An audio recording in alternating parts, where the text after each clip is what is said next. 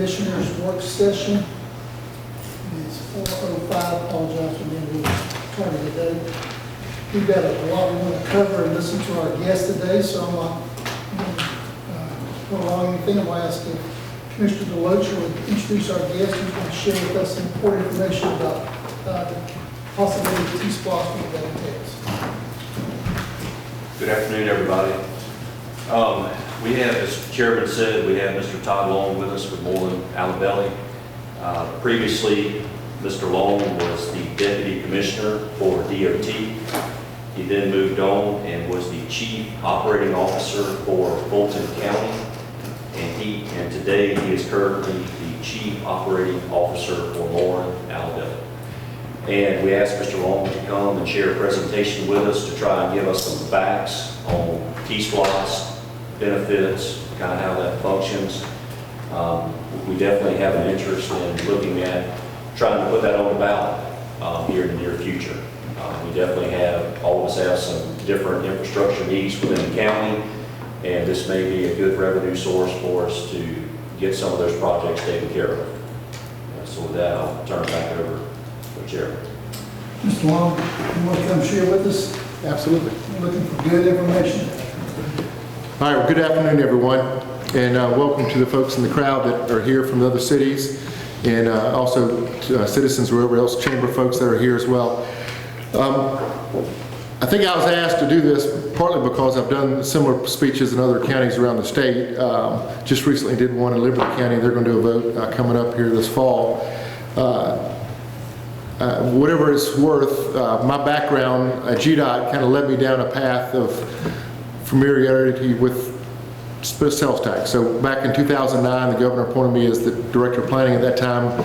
So I got involved in the regional sales taxes that were all around the state. There were 12 regions, and as you know, 3 regions passed that sales tax back in 2012. 9 regions did not pass it, and it was a very complicated bill, very complicated structure. How it was done, there was a lot of confusion. In fact, there's a lot of confusion down here in coastal Georgia about where the products were going and how it was going to be done. But the 3 regions that did pass the sales tax, which was the heart of Georgia region, which is Dublin, kind of down toward Jessup, and then the central Savannah, which was over Augusta area, and then the Columbus area. So those 3 regions is great. 46 counties, they passed the sales tax. If you interview any of the county managers or county chairmen or city managers or mayors, they'll tell you that they don't know what they do without that additional sales tax.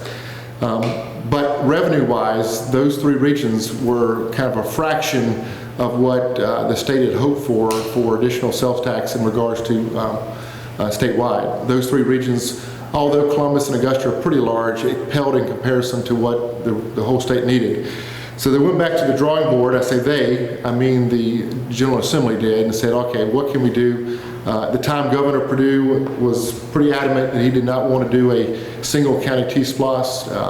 That's why they proposed a regional T-SPLOST originally. They kind of backed away from that and finally said, all right, and they passed legislation in 2015 that raised the gas tax on motor fuel tax, right? You've heard about it, raised it 6 cents a gallon, something like that, and that essentially, in that bill, was a big windfall for Georgia DOT, but in the back of that bill was a section that allowed counties to do a single county T-SPLOST.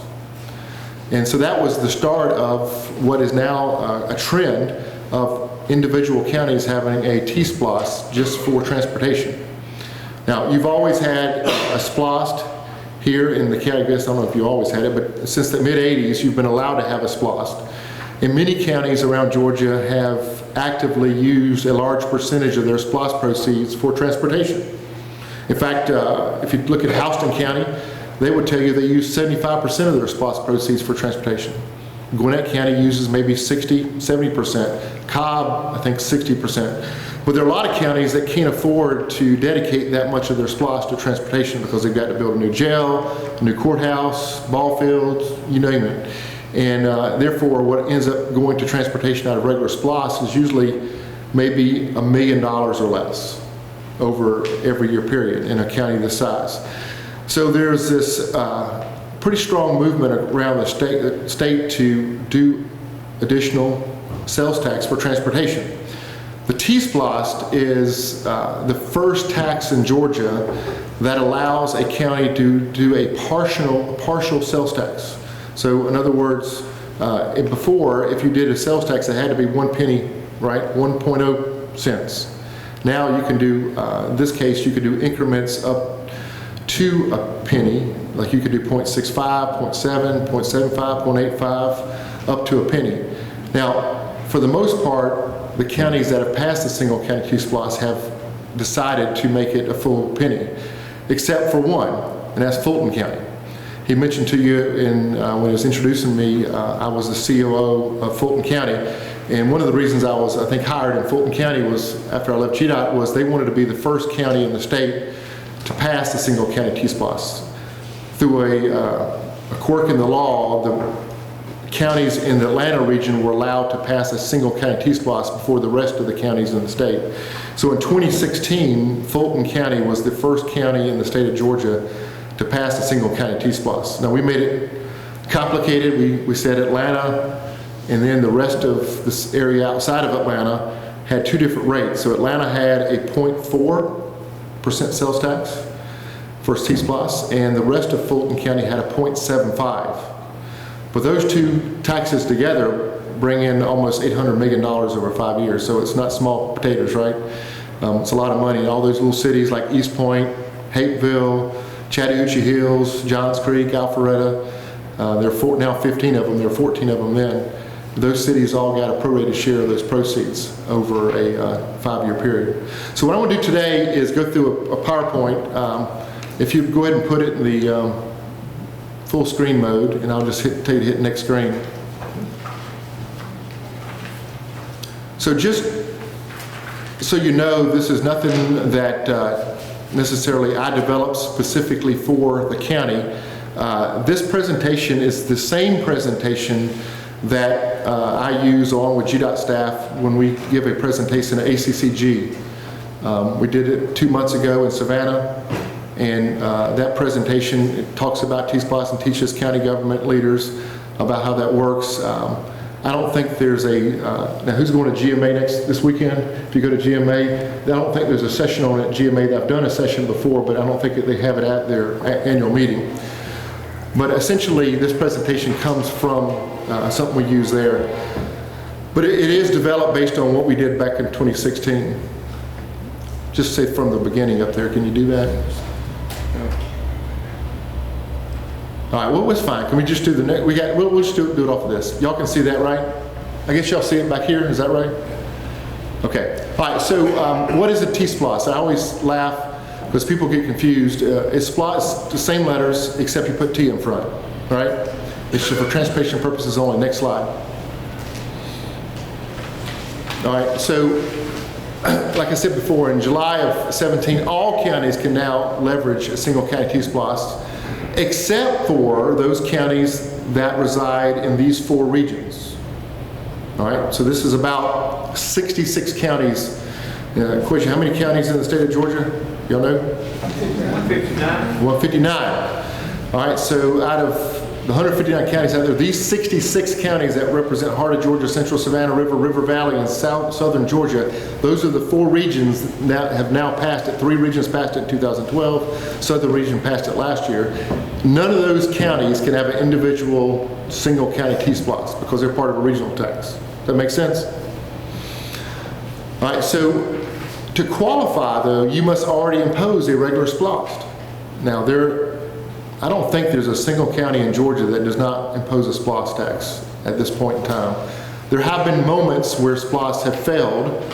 Bibb County went through a period of time where theirs failed. Cobb County went through a period of time where theirs failed.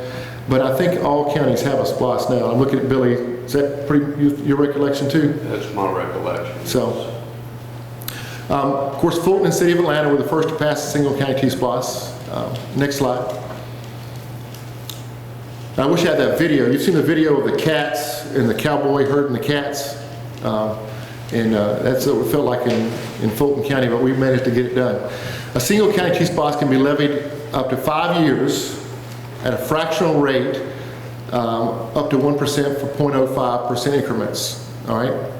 As long as there's an intergovernmental agreement among the cities and the counties, and we'll get to that in a minute. a minute. If there's no intergovernmental agreement, the max you can do is 0.75. Well, you may think, well, is that why Fulton County didn't do full penny? Well, Fulton County did not do the full penny because there was thought that an additional transit tax could be levied later, and they were going to cap out at 8%, so they wanted to leave some leverage to do a transit tax. And we're in the process now of working with Fulton County, and they're talking about passing a 0.2% sales tax for transit, which would put them from 7.75 cents today up to 7.95% sales tax. Of course, Atlanta did pass a MARTA tax, additional MARTA tax, so they have a 0.5 for that and a 0.4 for T-Splosh, so their sales tax is actually at 8.9 now.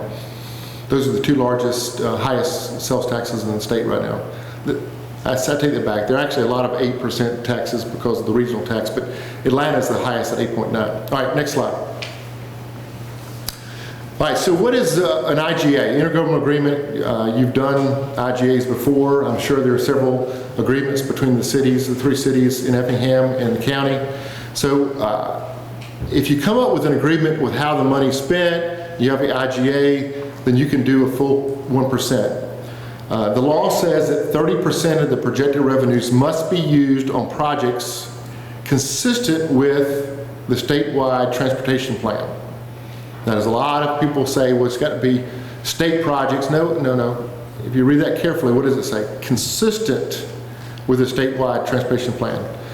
Well, it just so happened that I worked on the first statewide plan we adopted back in 2010, and that plan is a policy document, and it says, like, maintain roadways at high conditions. It says, so paving dirt roads, resurfacing roads are consistent with the statewide plan. So meeting that criteria of the 30% is actually not difficult. And for example, projects that we consider consistent includes interchange projects, safety projects, operational improvement projects, resurfacing. So it makes it fairly simple to meet that criteria. Now, the distribution of funds is typically decided among in this IGA. How you distribute funds will be a source of discussion, whether you decide on a project base and where they happen to fall, whether you do prorated share based on population.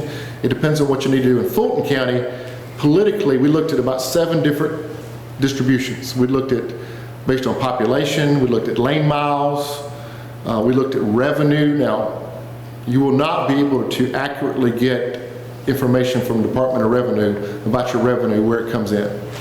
They do not collect based on cities. So Rincon will not be able to tell you how much is collected in Rincon unless you go to individual businesses and figure that out. You probably could do that in Rincon, but the Department of Revenue is not going to provide that kind of breakdown for you.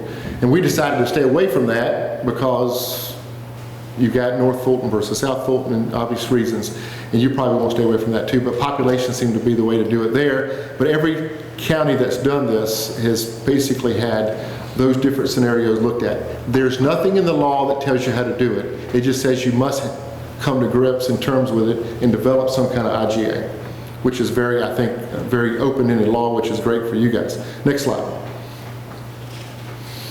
All right, like I said before, if there's no IGA, the most you can do is 0.75, and they strip that the statewide transportation plan requirement, and then they distribute the money. This is the catch, guys. This is why having no IGA, no one's tried this, all right?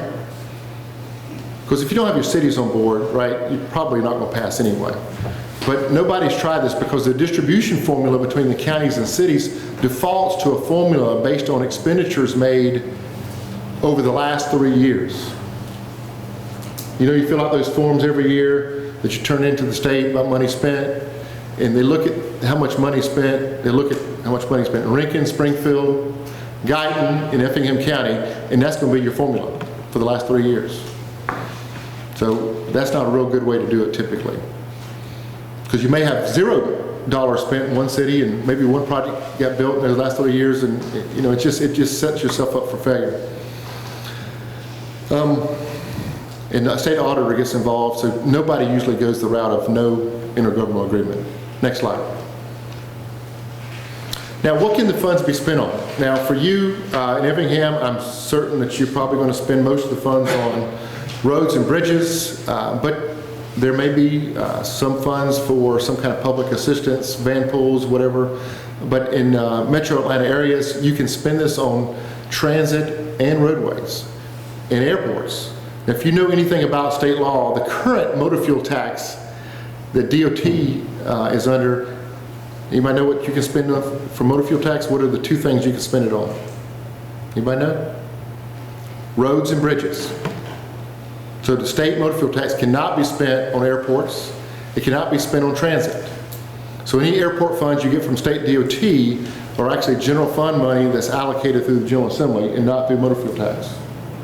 And the same goes for transit. So this T-SPLOS, though, does allow you to all these different funding sources, seaports, buses. So think about places like Bainbridge. You may not think they have actually a seaport. They've got a barge system, and so there are a lot of things that you may be surprised about that this funds regular motor fuel tax would not fund. Next slide. All right, this is small print, and I wish it was bigger on the screen, but this kind of lays down exactly what the resolution calling for the tax will do. So in other words,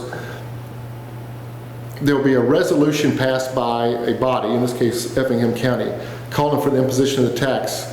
And those proceeds shall include these areas, so A, B, C, D, E, and F.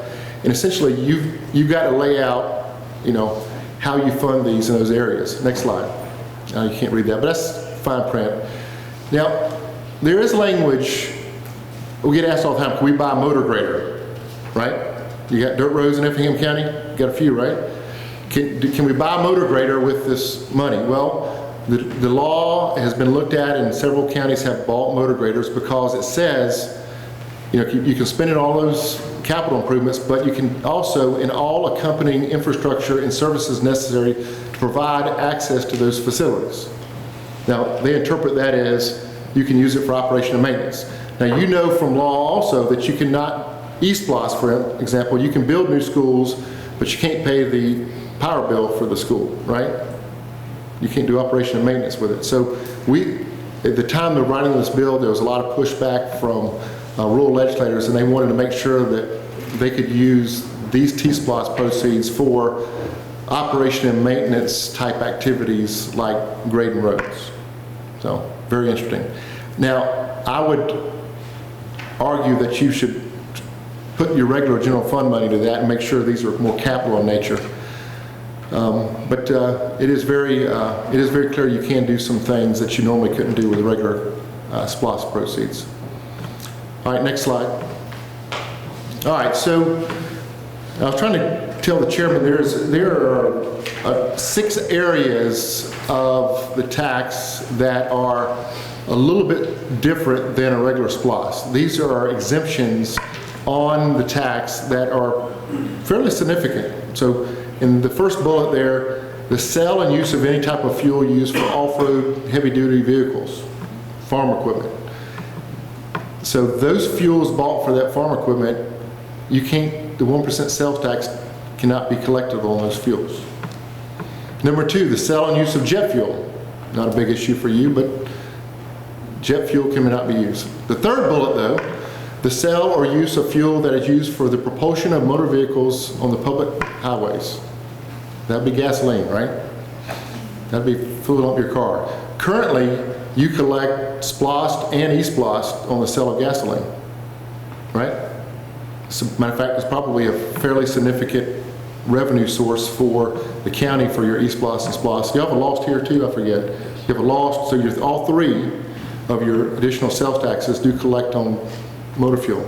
That would not be the case in this.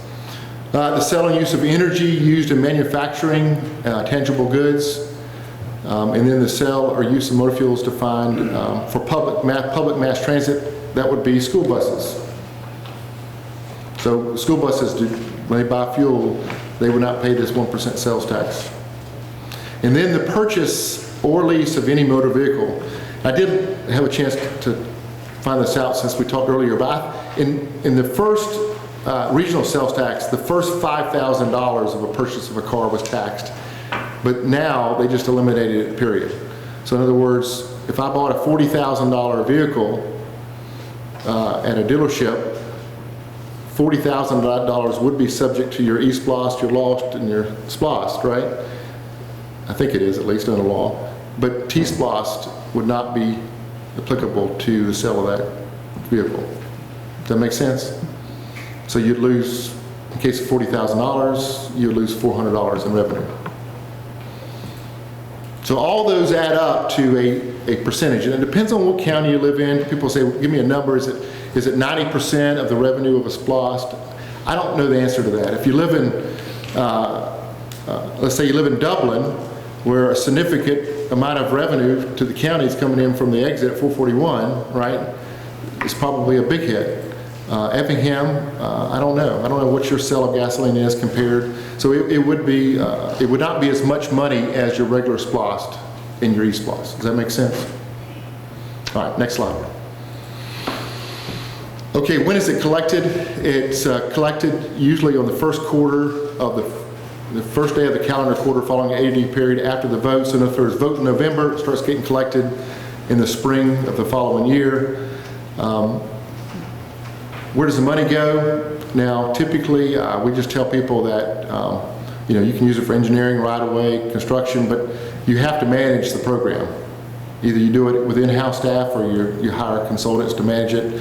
One thing More Tabelli does, and I'm not here to do a sales job, but we manage a lot of sales tax programs in Georgia. So we manage Gwinnett County's program, Clayton County's program, Forsyth's program, DeKalb County, and Douglas County. And so that's kind of what we do as a company, probably more than anything else.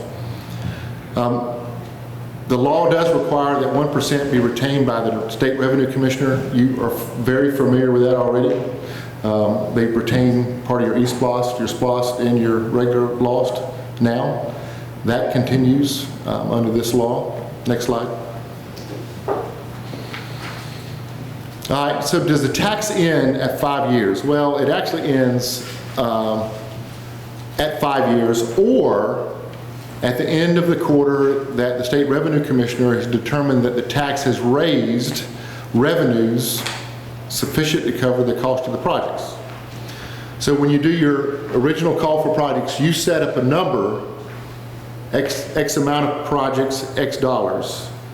So typically what counties do is they set up, whatever number they think it's going to be, to make sure they get it all collected and cover the project. So if for some reason, let's say Effingham County took off and revenues were 20% more than you thought they'd be every year, that means you would end in 4 years instead of 5.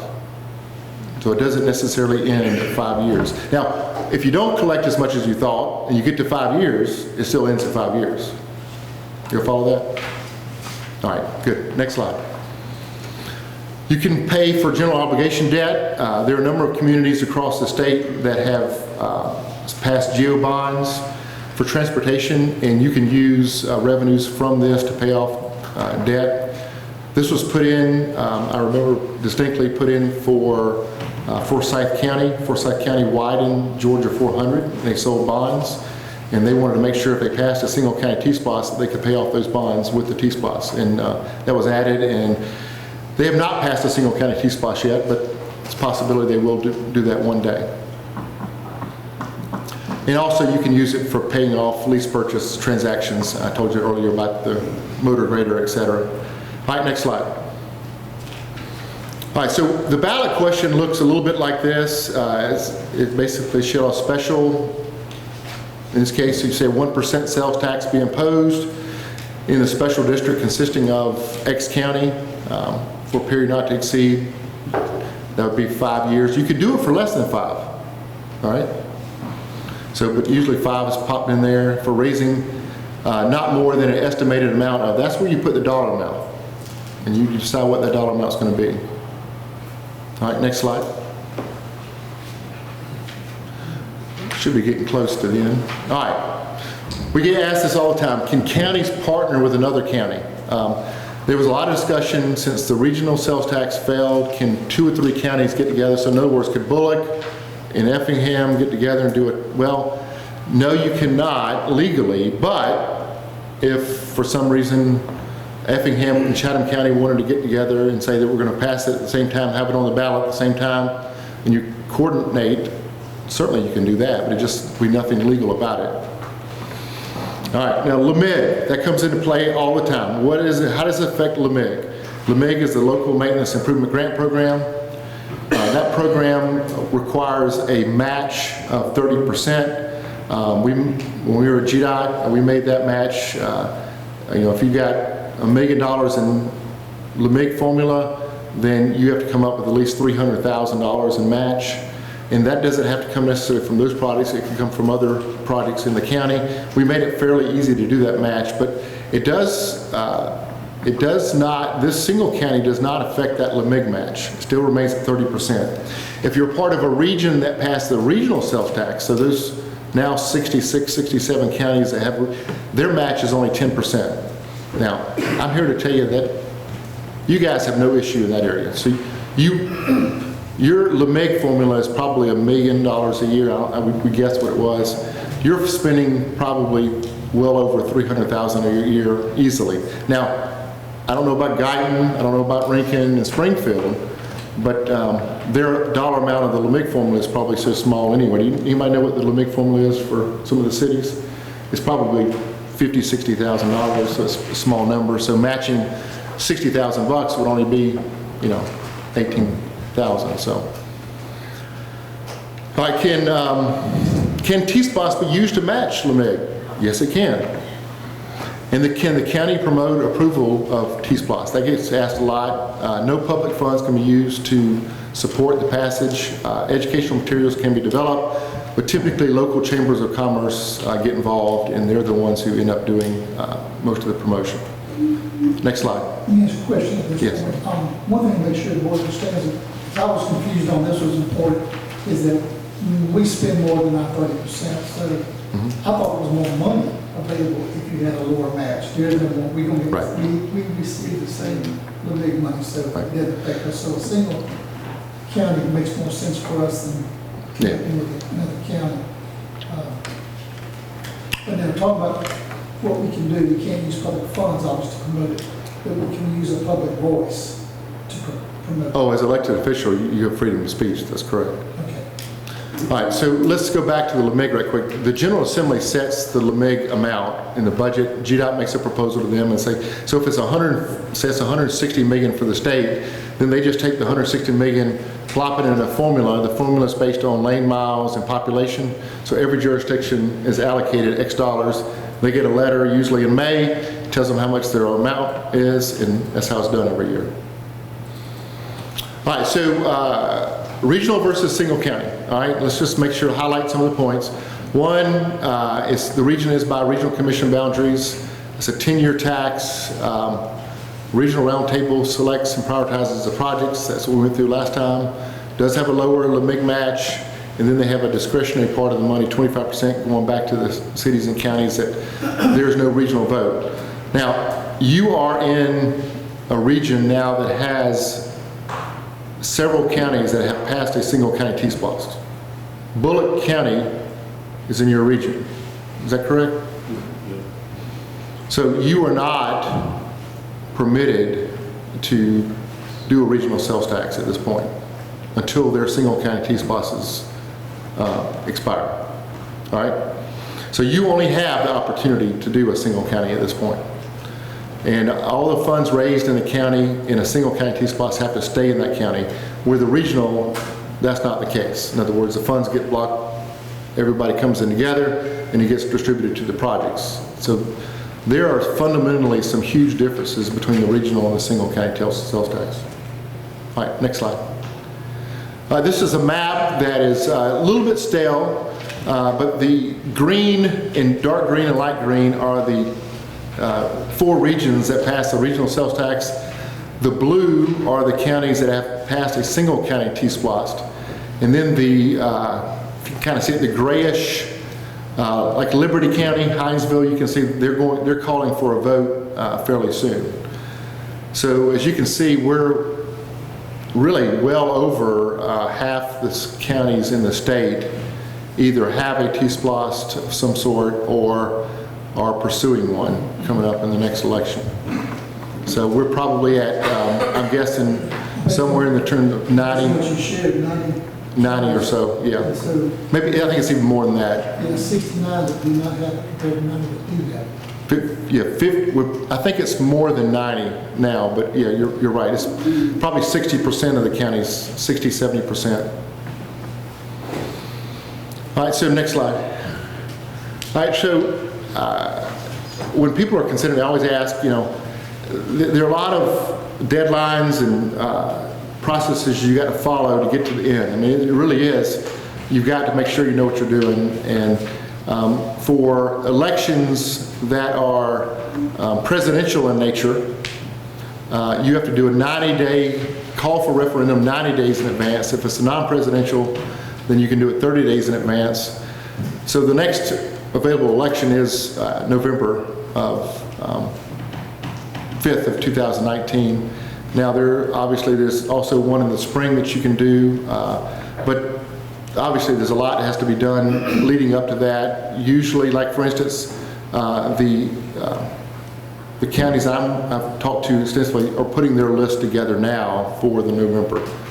And they're hoping they have to have, there's certain criteria about meetings and call for meetings, and 60 days in advance of the call, you got to have so-and-so approved and IGA completed. So those details are all it's all in the law and it's kind of spelled out. And I've also, hopefully, I think was distributed just a Q&A document that I kind of helped work on back in 2016, and now ACCG uses it.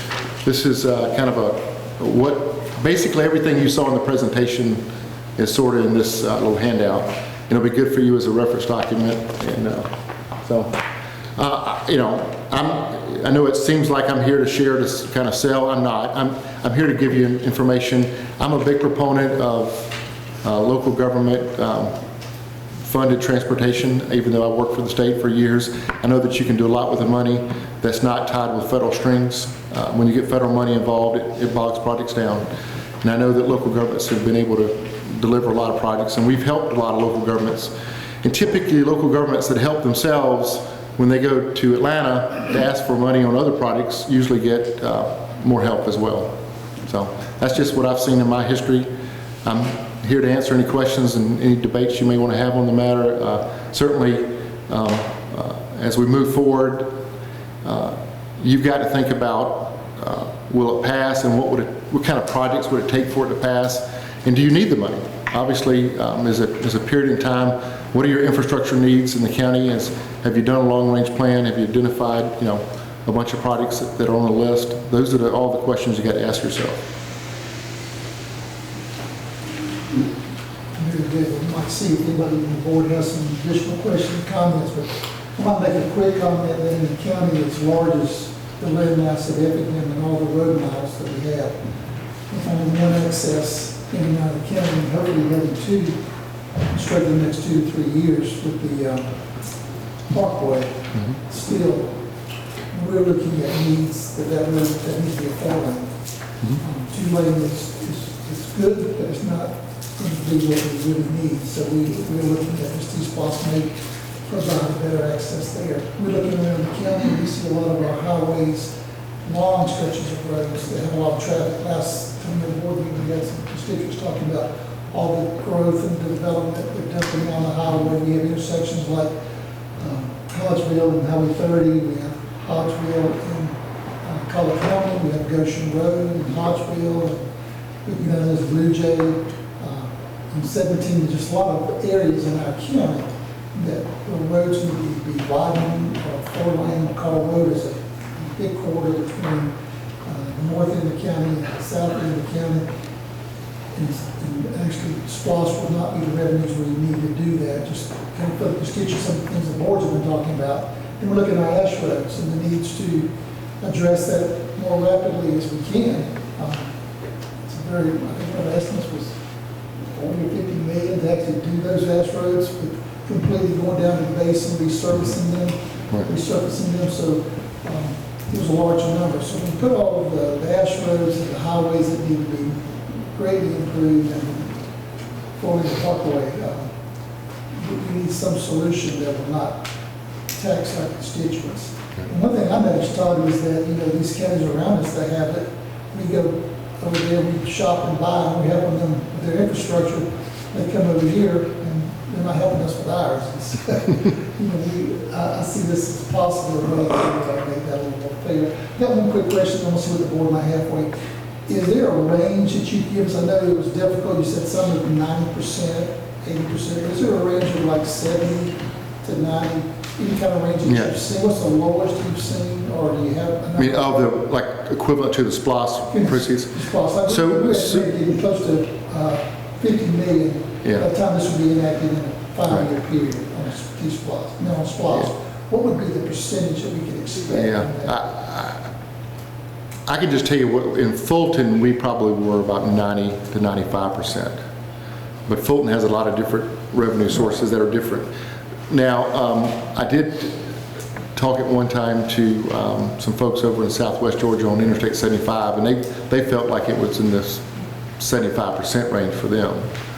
But I don't know what would it be here, because you're not really on the interstate like those communities are. So I couldn't, but it would be some, based on the sale of gasoline alone. I mean, I just don't know how many gas stations you have here. I know I stopped at, most of your gas stations that are heavy are off 16, like Parker's, and maybe 21's got a number of gas stations, but I can't give you a guess really. That's where your loss is. So we best guess between 75 and 90%, somewhere in there would probably be I would a guess. range to plan for. Yeah. Might see if anybody on the board, and might see if anybody from the cities, others have questions.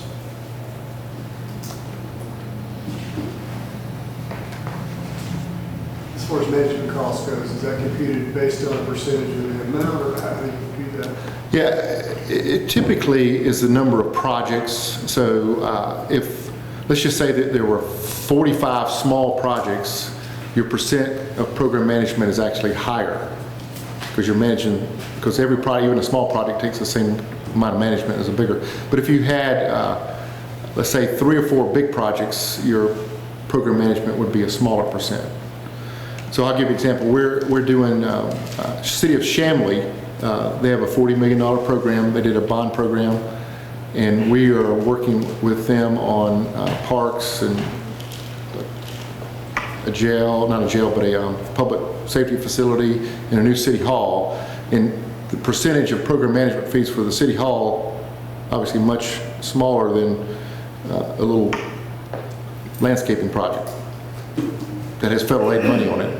We may spend more money on the federal aid landscaping than we do the city hall. So we say 3 to 5% typically, and it varies. You know, I can't tell you down here. I can't give you really good examples in the South. I'm not sure who's managing. Some counties down here manage their own sales tax with staff, but there's a cost for that too. I mean, you got to have the staff, etc. It's hard to get staff sometimes. Anyone on the board have a particular question? I was curious about the ones that have been approved. Have most of those also done the approval for the geo bonds? No. Okay, I was just curious. I would say most have not. I think the examples I gave you for the geo bond, Forsyth County did it. Alpharetta is considering paying back some of it. They have a $25 million bond, and they were thinking about paying back some of it with their proceeds, but I think they decided against it. But you're talking about cities and counties that have means to pay back bonds other than sales tax. But I suspect there may be a few. And Kathleen Bowen, who works for ACCG and works for you, is a great resource in this area. And you could probably ask her that question. She would probably know. She's my go-to on this topic. When we did put this up for vote, can we announce the areas that we're planning on spending this year? For example, the Parkway. Yeah, so what you would do, there'd be a call. First off, there had to be a formal meeting of the cities in the county. You come up with your project list, and then you would have an IGA that spelled out the distribution of funds and included the project list. All right? That IGA would have, you know, City of Guyton, these are the projects. City of Rincon, these are the projects. City of Springfield, these are the projects. Effingham County, these are the projects. And then you would have a formal call for project, a call for referendum, which is only made by, in a government circle, is only made by the county. Any kind of call for elections has to be done by the county. You as a board would call for the referendum, either 30 days or 90 days in advance of the vote, and that IGA will be attached for that call for the referendum. That makes sense? Yes, sir. I think that would be crucial to identifying those projects that Yeah. constituents can equate with. Yeah, you can be pretty vague about the projects, but it behooves you to not be vague. In other words, you could say, so let's just say City of Springfield could say resurfacing projects in Springfield, right? Or they could say the following resurfacing projects: Street A, Street B, Street C, Street D. And for a 5-year tax, I think you need to do the Street A, Street B. Now, for regional, the 10-year tax, it's really hard to predict what streets need to be resurfaced in out years, so it made sense to be more generic on resurfacing. Long period of time. Yeah, that's right. On the original T-Splosh, I think I'm right, Effingham County, there was some counties that would be donors. Mhm. In our case, they would collect $90 million in Effingham County, but we'd get $120 Yeah. million over the 10-year Right. period. You were not a donor county in that scenario. Marshall County was going to be donated to us. That's right. Typically, like Augusta and Columbia County are the counties that end up donating money sort of to the rural area in their region. And they're debating whether they want to do another 10-year renewal. They've decided, for the sake of their region, though, it makes sense to do that because they understand that people in, you know, Glasscock County, there's nowhere to shop in Glasscock County. So where do they shop? They shop in Augusta. So they're obviously working closely with these counties, and they know that the region as a whole, you know, helps in economic development. So that's the debate They going help on. other counties and cities that really help them in Columbus. Yeah. So and Columbus is going through the same debate whether they want to re-up the 10-year, and some people in Columbus want to have a single county T-Splosh, right? Because they know they would make a lot more money, but then they also know that the rural counties around them are some of them are very poor and they need the money. I see several cities here. Start there. Do you have a question that you came to your mind that you'd like to ask? How about the IDA board? I see them out there today as well. I'd like to come to the microphone so we can have the question recorded in your mind. I don't have any questions. I mean, I'm somewhat familiar with T-Splosh from previous experience, but yeah, very supportive from the IDA point of view, and look forward with the chamber to try to push this initiative forward because it's very important from the IDA point of view to have this T-Splosh passed. You know, Rand, if you don't mind, Sure. it's not nobody from the recording to hear that. Sure. And appreciate your support of this. Yep, absolutely. From the Effingham County Industrial Development Authority, for what we do and what our mission is, transportation is key. I think it's a key to success for Effingham County, especially the Effingham Parkway, but also all the other surface roads. It's what I'm hearing from prospects is that when they come up and take a look, you know, the fact that we have a lot of vehicles on the roads now and not too many access points to get through the county, transportation is what I'm hearing most as our critical issue. So T-Splosh from the Industrial Development Authority, the passage of this is very critical. Obviously, just like the county, we cannot campaign for it. It'd have to be through the Chamber of Commerce, but we'd be very, very supportive of moving forward T-Splosh and having it on a ballot as soon as possible and get moving forward. So I appreciate your time, Todd, and the information, and my board will be very supportive of this.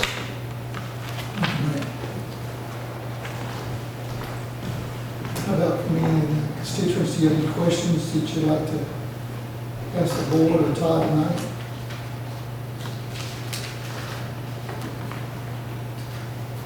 was a riveting presentation apparently, right? Nobody. Well, I really appreciate it, I know the board does, I appreciate Jamie taking the lead and making this happen tonight. This is an important discussion we need to have, is when we're planning down the way. Everybody knows that we have pretty much a veteran community, so we have a lot of services we have to provide, and we don't want to have to tax our constituents to provide those services, like transportation that continues to be burdensome when it takes you additional 30 to 45 minutes one way to leave the county and then again in the afternoon to get back. I think everybody appreciates getting that time back, and that's going to require major overhauling of our transportation. And it's lost, we don't get what Fuller gets and Savannah gets because we're not at shopping points right now.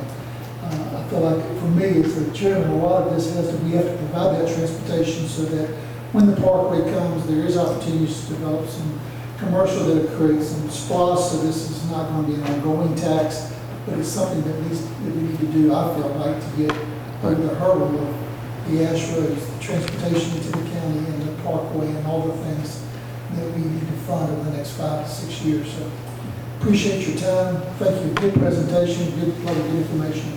okay, all right, great. Well, thank you for having me. I'd just like to say that we, the Chamber, stand ready to help promote this and help push this through. It's been a great presentation, and thank you for your time. I appreciate it.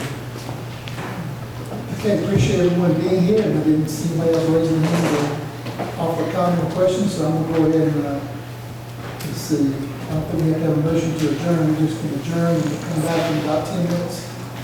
Clerk will come back for the regular meeting.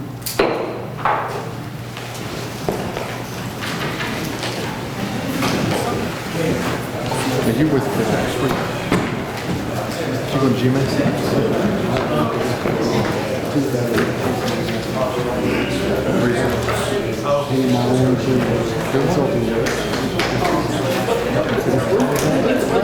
Yeah, that definitely.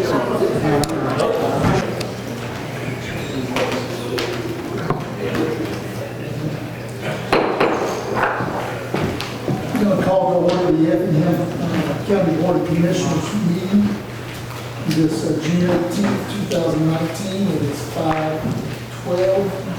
We're a little tardy, but we had a previous meeting regarding T-Splosh and Todd Long, very informative. And with that introduction, I'll ask one to please rise for the invocation and remain standing for the pledge of allegiance to the flag.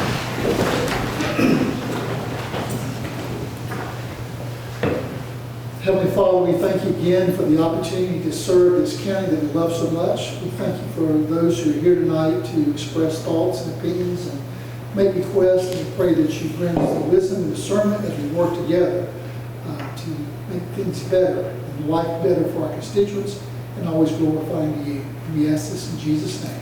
Amen. Amen. I pledge allegiance to the flag of the United States of America and to the republic for which it stands, one nation, under God, indivisible, with liberty and justice for all.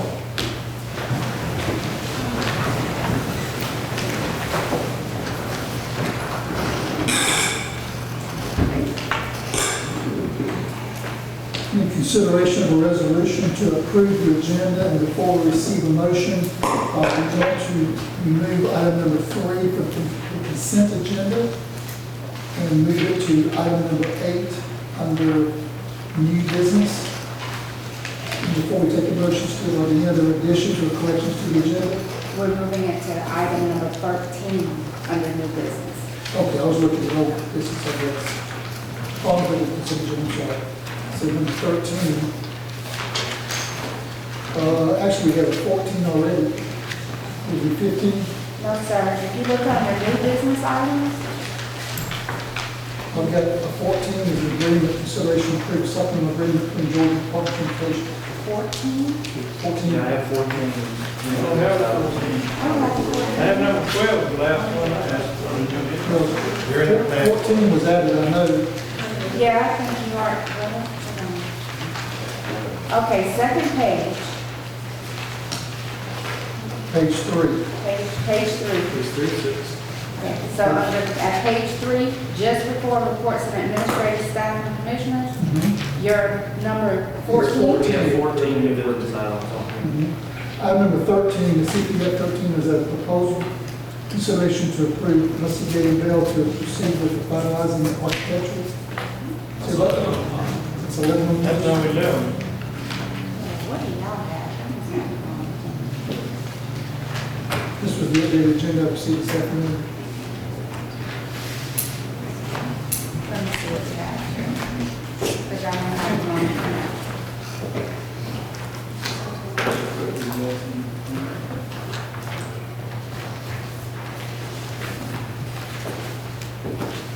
On the computer. Well, that was the original, what we, I know we added the DOT contract, we have to get that back in there. It must be another item I'm not aware of, what she's mentioning. That is correct. You have the correct agenda. You're right. You're right. For the board, we don't Yes. have that agenda. These were with the additions, yes, sir. What's the two additions? I have to go to The two additions are the last two, the Last items two. for Husky Gay Bill and the item for DOT. So new business, it is through new business number 14, so this would be added as new business number 15.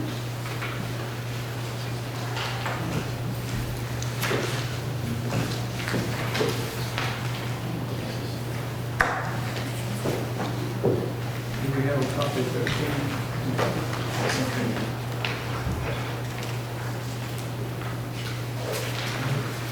Okay, if everyone is following, since those were added, since some of the board received it, do we need to add those items to this agenda as well? No, sir. Okay, Because the one you have is the one that was actually posted. okay, all right. So I have a 14 new business items that was actually posted on the website and on the board out front now. So what we need is a motion to approve the agenda with the correction of moving item number 3 in the consent agenda to item number 15 of the new business. You just say so moved. So moved. Second. The motion by Mr. Kiefer, second by Mr. Deloach. All in favor, say aye. Aye. All opposed, no. Then we have agenda with the corrections. Okay, minutes, consideration to approve the minutes of the May 21st, 2019, and the June 4th, 2019 regular commissioners meeting, and the June 11th, 2019 special call meeting. Any corrections or additions to the minutes? Mr. Chairman, I will abstain from voting on this because I was not present for 2 of those meetings. All right, do we need to break those out so we can vote on the other one? I think he's abstaining from voting on any of them. Yeah, okay. All right, are there any corrections or additions to the minutes? Extension. All right, do I have a motion to approve the minutes as presented? Make a motion to approve as presented? Second. Motion, Mr. Lopez, second, Mr. Floyd. Forrest Floyd to approve the minutes as presented. All in favor, say aye. All opposed, no. And it carries. All right, then we have an agenda, we have the minutes approved, so we'll move on down. Public, we appreciate you being here, all those constituents who are here tonight. Please make your comments to the agenda items only. We have a pretty full agenda and a public hearing after this, so we're going to be quite busy tonight. If you can make your comments for a couple of minutes, that'll allow others to speak that may need an opportunity to speak to an agenda item as well. All the documents are located in our clerk's office, on the Board of Commissioners website. I hope you've had a chance to read the agenda and are prepared to participate tonight. With that, we're moving to our consent agenda, which is item number 8 on the agenda. And there are several, I'll have to read them all. So here's our consent items that the board will put out a motion for. Item number 1, consideration to approve to renew the memorandum of understanding with Effingham County Board of Education for the use of 7 school buses. Item number 2 of the consent agenda, consideration to approve to allow the agreement with the City of Lincoln for the use of inmate work detail to renew for an additional 12-month period. Item number 4 on the consent agenda, consideration to approve to issue a contract amendment to Effingham Animal Hospital for veterinary services for Effingham County Animal Shelter. Item number 5 on the consent agenda, consideration to approve amendment number 2 to extend the agreement with the city of Lincoln to operate Lincoln Fire Station number 4 on Blue Jay Road for an additional year from July 1st, 2019 to June 30th, 2020. Item number 6 in the consent agenda, consideration to approve sanitation leases as presented by administration and staff. Item number 7 in the consent agenda, consideration to approve fire releases as presented by the administrative staff. We have a motion to approve. Make a motion to approve the consent agenda as presented. Second. Motion by Mr. Deloach, second by Mr. Whitaker to approve the consent agenda as presented by the chairman. All in favor say aye. Aye. All opposed, no. It carries. Moving to old business. Planning board recommended denying an application by Clover Point Development to rezone 156.41 acres located off Harville Road from PD to amend the PD text to increase density within the development known as the pavement at Belmont Land Map 416 parcel number 20F in the second district. Now, if I'm correct, we had a public hearing last time, so we don't need another public hearing tonight. This is just for discussion and decision. Is that correct? We conducted a public hearing tonight. We did have it the last time, yes, sir. Okay, all right. So we're bringing this off the table for June 4th.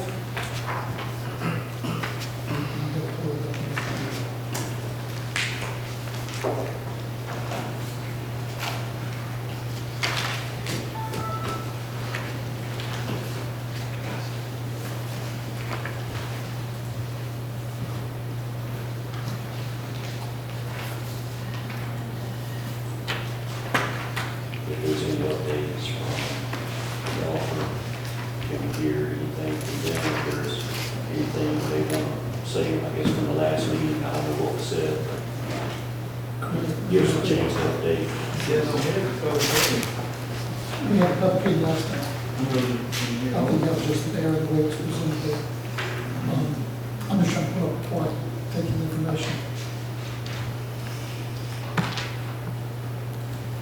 All right, I'm finally on the right page. I would say we can just have some conversation with the sheriff's department, traffic issues or something. Yeah, we want to address that. We have Dr. Carey got all the questions, and we want to try to address as much as we could and see where we went from there. Still coming up. Go ahead. You want me to start with the second reading, or just introduce the project? Well, So you're removing public hearing, right? well, there's no public hearing, I've already had the public hearing. So is it appropriate to discuss what we discussed last time, or just updates from last time? I would start there, discuss what we discussed last time. Okay. About speed, but then also, there were some questions about the drainage. Yes, sir. And there were some discussions with the planning board, member of the planning board. Yes, sir. I'm not sure they're involved in that, but I'd like some update about what Okay. that is. I've had some notes that I understand that you discussed, and then we have tasked, we're looking at some road specs that I want to be part of this discussion tonight and see what we can resolve. Okay. So my name is C.J. Chance with Hussey Gate Bell, representing Clover Point Development tonight. Same as last meeting, this PUD goes back 10 plus years. It started off with the IP PUD. It got modified about 10 years ago. And the southern half of the property is nearly built out. We're in the last phase now of the Belmont Glen development proper, which is the south end. And this is to convert the north end into a residential mixture that is similar to the south end. This will have another entrance added to Belmont Glen, so everybody won't be trying to come out the same entrance. I know that was one concern last time, so there are two entrances in. They are separated, but there are two entrances in, not everybody using one. But basically the PUD is only to change the types that were in the northern part. As I mentioned at the last meeting, this does not increase the density above the allowed density in the original PUD. And I think in the last meeting you had a copy of that original PUD as well as the PUD amendment. So I'm just trying to hit the high points this time as far as what it is that we're trying to do. We're not trying to put smaller lots in than what was originally in the southern portion. It is going to be a similar type development to what's currently there today. Actually, we do have some lots that are larger lots than what has been developed at Belmont Glen so far. So we do have some that are bigger, 100-foot wide lots, which is not currently out there. So there's a mix of some of what was there and now some bigger stuff. So I think that would be an asset, a benefit. So at the last, well, first, let me state that planning staff recommended approval. I wish that would get put into the recommendation as well. Planning board did recommend denial, staff recommended approval. And then staff, planning and zoning staff did recommend denial because concerning drainage issues. We chose to come to the commissioners meeting with that denial in hand. Since that meeting, I have met with a neighbor of the property who also sits on the planning board. I actually sat with him probably an hour and a half last week, and I'm not sure if anybody paid attention to the weather last week, but it was a good time to look at drainage patterns. And as we know, there have been drainage issues all over the county, and I don't think it's fair to look at one location and say there's a drainage issue here when there are drainage issues all over the county, all over Chatham County, all over the city of Pooler, and Bryan County. That's just a common theme when you get 11 inches of rain in a week. That's what happens. But furthermore, I also discussed with EOM some of the issues and some of the discussions that I had with the planning board member. So I also, I'm sure that some of you probably spoke with the planning board member as well. There are two things that kind of happened at close to the same time. One of those things was the county, at a time when many were not here, put in a large transmission water main along Hodgeville Road, and on the other side of the road they put in a force main. Also close to the same time, and that was, by the way, put in to serve these developments that are happening along Hodgeville and the future development of Effingham County. Close to the same time this development started up. So in discussing, and I will just refer to him as Mr. Zipperer now, but in discussing with Mr. Zipperer, what was explained to me and what I didn't understand in the planning board meeting is that used to there was a lot more water that went through the southern culverts, and now there's not as much water that goes through the southern culverts. I've looked at some of the ditch grading. There are some undulations in the ditches. I would be willing to bet that those ditches probably haven't been maintained in a long time, but more importantly is the pipes that cross Hodgeville Road. There are 3 different culvert crossings along the frontage. There's a triple 30-inch crossing up close to where we're talking about developing here. There is a 30-inch crossing almost across from Mr. Zipperer's business, and then there is a 24-inch culvert crossing further south. If you go out and look at those culverts, there's a lot of debris, grass, dirt kind of flowing and filling up some of those culverts. I don't believe that that was caused by the development or the developer, but that just happens, and I think that everybody recognizes that. There were a number of issues or a number of ways or remedies that we discussed, and I mean, they're from doing this to doing this and everything in between. But of course, I think the place to start from anybody's perspective, from the counties, from the developers, anybody's, is what's the path of least resistance? How can we get there the quickest? And the quickest thing to do is to regrade the ditches on both sides of the road, not just the side that the developer's on, but both sides need some work done to them, so that the water can move freely from north to south, south to north, and that the water can go basically from west of Hodgeville Road to the east of Hodgeville Road. And I think that's the point at which you start. What's interesting is that with all the rain that we did have, you would see water moving through the pipes, but not a ton. So the water's getting down to the ditches on the west side, but it's not really getting through. So the first item that Mr. Zipperer and I discussed, and the place to start, is to regrade the ditches so that they have uniform slope, so that they can make the water fall. What happens after that, I don't know, and I don't think anybody knows the answer after that, but that's where you start. And I don't think that you hold up a project that didn't necessarily contribute 100% of the issue because of another issue that is happening. And I do think it's an unfortunate thing, but I think there's something that can be done to get through the impasse. I also, since the last meeting, there was discussion of the second district. Mr. Burdette actually brought some photos of some of the paving. So I personally went out there and I rode through the portions of the development that this developer did, and I did that last Thursday. And I will say that it is in very good shape. Those portions are in very good shape. Now, that does not say that we don't discuss pavement sections or groundwaters or subgrade drains and those kinds of things, but I personally wanted to see it for myself because I didn't want to stand up here and tell you something that I didn't see and that I didn't know. So the southern half, which is called Clover Point, that pavement, some of it's been in over 10 years and it still looks pretty doggone good.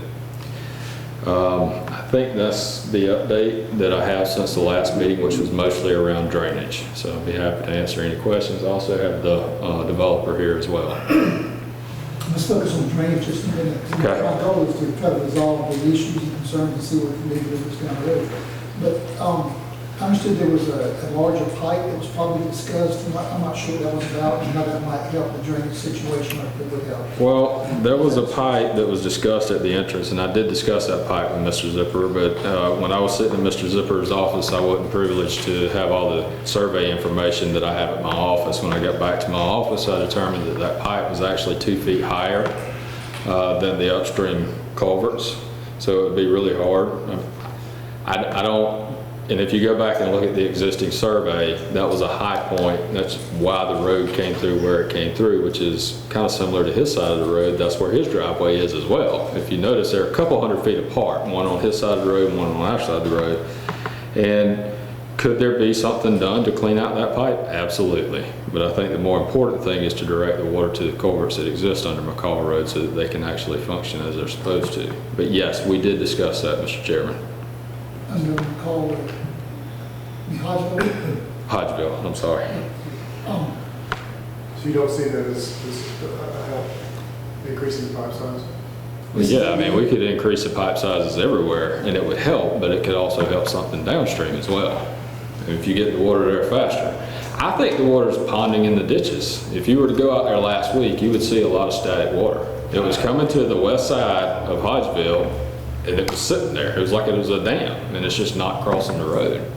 Now, Mr. Zipper, fortunately, unfortunately, I mean, nobody's going to want to live next door to him because on the north side, he's got a big wetland swath, which I think is Swigroff Creek, and then the southern side of him is a tributary that goes to Dasher Creek. So, I mean, he is sitting in a place that has a lot of water, and we observed that. But do I think that there is something that could be done to alleviate some of the drainage on the north side of his property? Absolutely, but it doesn't happen on the west side only, it happens on the east side as well, because that water has to be able to move longitudinally. One of the concerns he brought up to me was the water's been up to the road within inches 3 times this year, not just this past time. And the concern is once you develop more of that, it's going to bring in more water, and then it's going to go over Hodgeville. That was the main thing. It's not just Mr. Zipper's property. Yes. It's surrounding property as well, research track. Mm-hmm. There's some other areas that are impacted as well, not just his. When I spoke with him last, he gave me a suggestion to talk about. So, in fact, he said you guys would be willing to put in a larger pipe, regrade the ditch on that side, and divert some water to the southern culverts that I'm talking about. And county to handle the other side, which was very exciting to me. I thought, hey, there's solutions, and we were hoping to get some numbers back from you. You're a great engineer. This would alleviate, this would possibly help that from going over the road in the future once we build. So that's, I want to move forward. I'm just looking for something with some teeth, maybe some numbers to substantiate something that, hey, if we go in here and we build this, we're not going to run water over the road.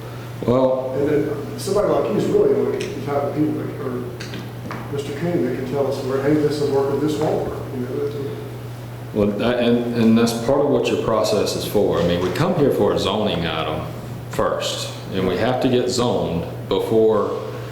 Unfortunately, I mean, as much as I'd like to do things for free, I kind of like to get paid for them. But before I can get paid to design it, I got to get it zoned. Okay. When we go into the design portion, there is a policy, a strict policy. I mean, we're going through it right now on Creekside subdivision on Highway 30, where we have to submit plans, not just to EOM, but we have to submit them to the state. We have to submit them to Georgia Soil and Water Conservation for erosion control. We have to submit them to staff to make sure that we're meeting all the requirements that the plan says we're meeting. So I think there's a time and a place for each of them, but I did not know I was supposed to come in with any numbers. No, I did not know that. But there is a standard for which Effingham County you have to design to in order to meet Effingham County's ordinance. And it sounds like some of those things we may talk about some tonight, but that's what we meet and that's what we bring to you to meet, or else we don't get approval from your agency. So those things are, to me, a different time. Now, I understand that the drainage is a concern and an issue, but we can't get to the design stage until we can get through the zoning stage. I So, understand that. I mean, there's a reason why we have this process. Let me ask Something alerted to us, like a drainage issue or something, that should spark conversation and look for solutions before moving forward to make sure this is going to work. I mean, isn't that our responsibility to do that? You know, otherwise we'd be shredding our responsibility to our constituents, to people who live around there, the research track and everything else. So I just want to find a way to cover some of those bases. So we're doing our due diligence on our end, because this has been brought to the table. We need something to substantiate, to go for, to get to that next level, in my opinion. You kind of know that. Well, the question I have is, if this was approved tonight, if it was determined by, and you may have to help me with this, Michael, if it was approved, the plans come in, I know the water cannot move faster from the property before it's constructed as it was after it's constructed, okay? But if there were some things like a larger pipe or diverting water to the southern culverts, could those things be, is there any teeth controlling that in the design through the review process? If it was approved, I hear CJ say that you get the zoning and then you come back and you look at the design and can we do that? I think that would be Mr. Burnett's question. Can we still make sure that things are done, we don't increase the drainage issues? I think the answer to that is yes, and I actually may get a little support from CJ. I wish I had kept Liberto here. He's really our stormwater expert, but they will be required to look at the effects downstream as a part of their design. So it will be evaluated as a part of what Coastal Stormwater Supplement requires that they do. I honestly can't provide you every detail of that. I know CJ knows it better than I do. Liberto knows it inside and out. But they will be required to look at impacts downstream based upon the development that they propose. And so our engineers will be looking at that and assessing that, hey, we need a bigger pipe here, we need to divert some to the south end, or this ditch needs to be dredged it's not at the right level, and all that can be part of that process? Yes and no. It would be looking at impacts downstream. It would not be the elevation. It wouldn't be maintenance. It wouldn't be looking at maintenance type things. Does the ditch need to be cleaned downstream? It would not be that. I will say that I haven't met with Mr. Zerpier yet. I'm supposed to meet with him at 10 o'clock on Monday, but I have looked at the drainage and do agree that the ditches need to be cleaned in that area. I can't answer whether that solves all the problems or not, but I agree it certainly is a start. We create some volume at least anyway. make it big and wide. Well, volume is the key, I think, in these 100-year rains, so that it doesn't leave the property as. The requirement that Mr. Coon is referencing is a part of the Georgia Stormwater Management Manuals. We have to evaluate the downstream condition to a point where our site is only 10% of the downstream contribution or less. So we have to prove that we're not doing anything negative to that downstream condition at that evaluation point. So there'll be documentation showing that this development of 300 plus units, whatever, would only contribute 10% downstream.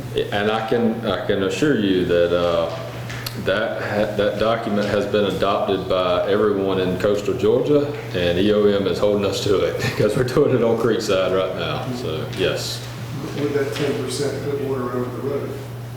That's, I cannot discharge more water in a pre-developed condition than what I can, in a post-developed condition than what I can in a pre-developed condition. And a part of that is you evaluate your site, and I think this particular site's 100 acres. So I have to look at a 1,000-acre basin that contributes, that I am only a part of.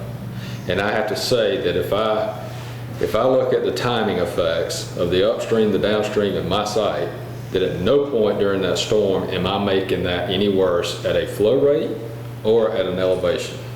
I have to be able to do that, and I have to prove to EOM, who is Liberto, who would be reviewing that is correct. So that's a part of the process. So 11 inches of rain last week, and you developed this phase. If water did not go across the road, with 11 inches of rain last week, it wasn't an 11 inches of rain in the future either. You should not do that. That's correct. Okay. That's what the evaluation, and the way we evaluate is we do it for 5 different storms, at 2, 5, 10, 25, 50, and 100. We evaluate each one of those storms, 4 different measures. All of them are evaluated for peak flow rate, which is how much water is leaving per second of the site, pre and post.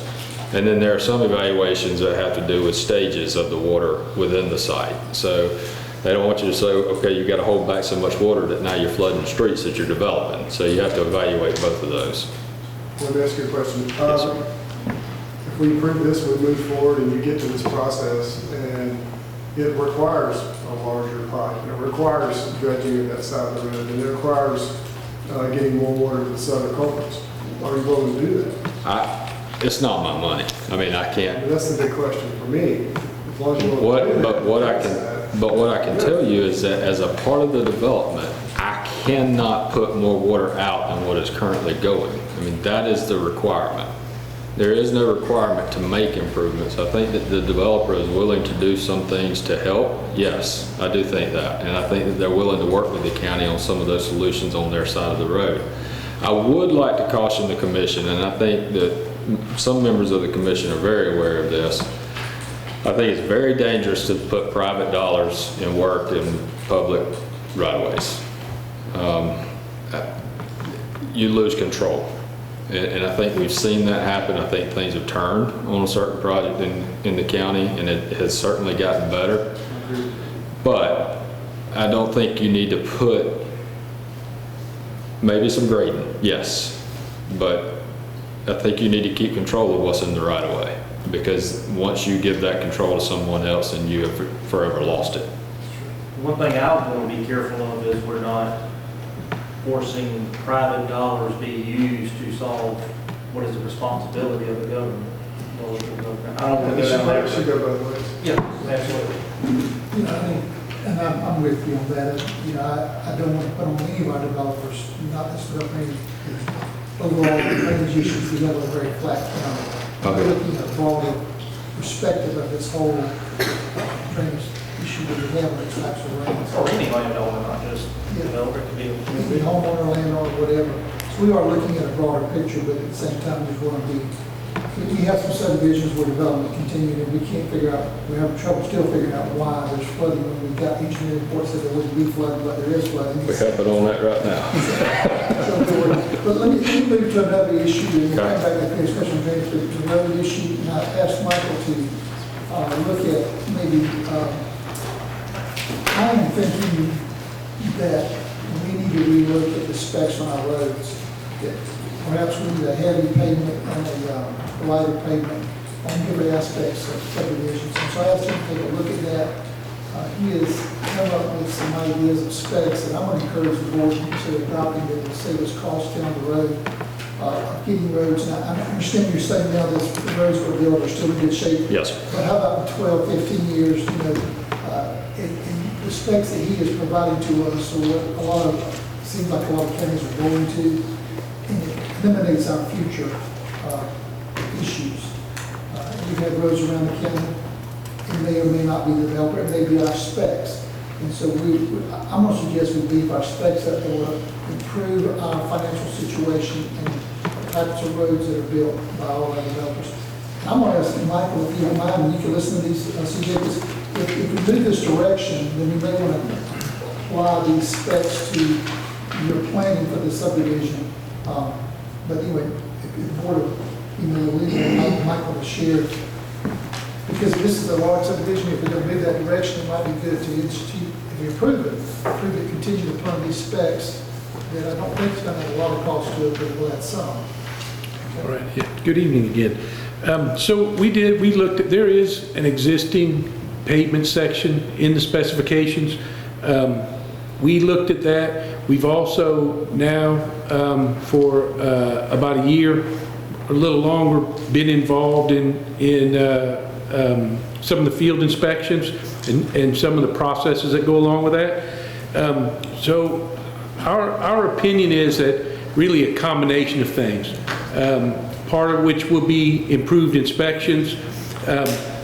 What the proposed pavement sections represent is really a minimum standard, and the improvements to the detail are really not dramatic in terms of the minimum standard.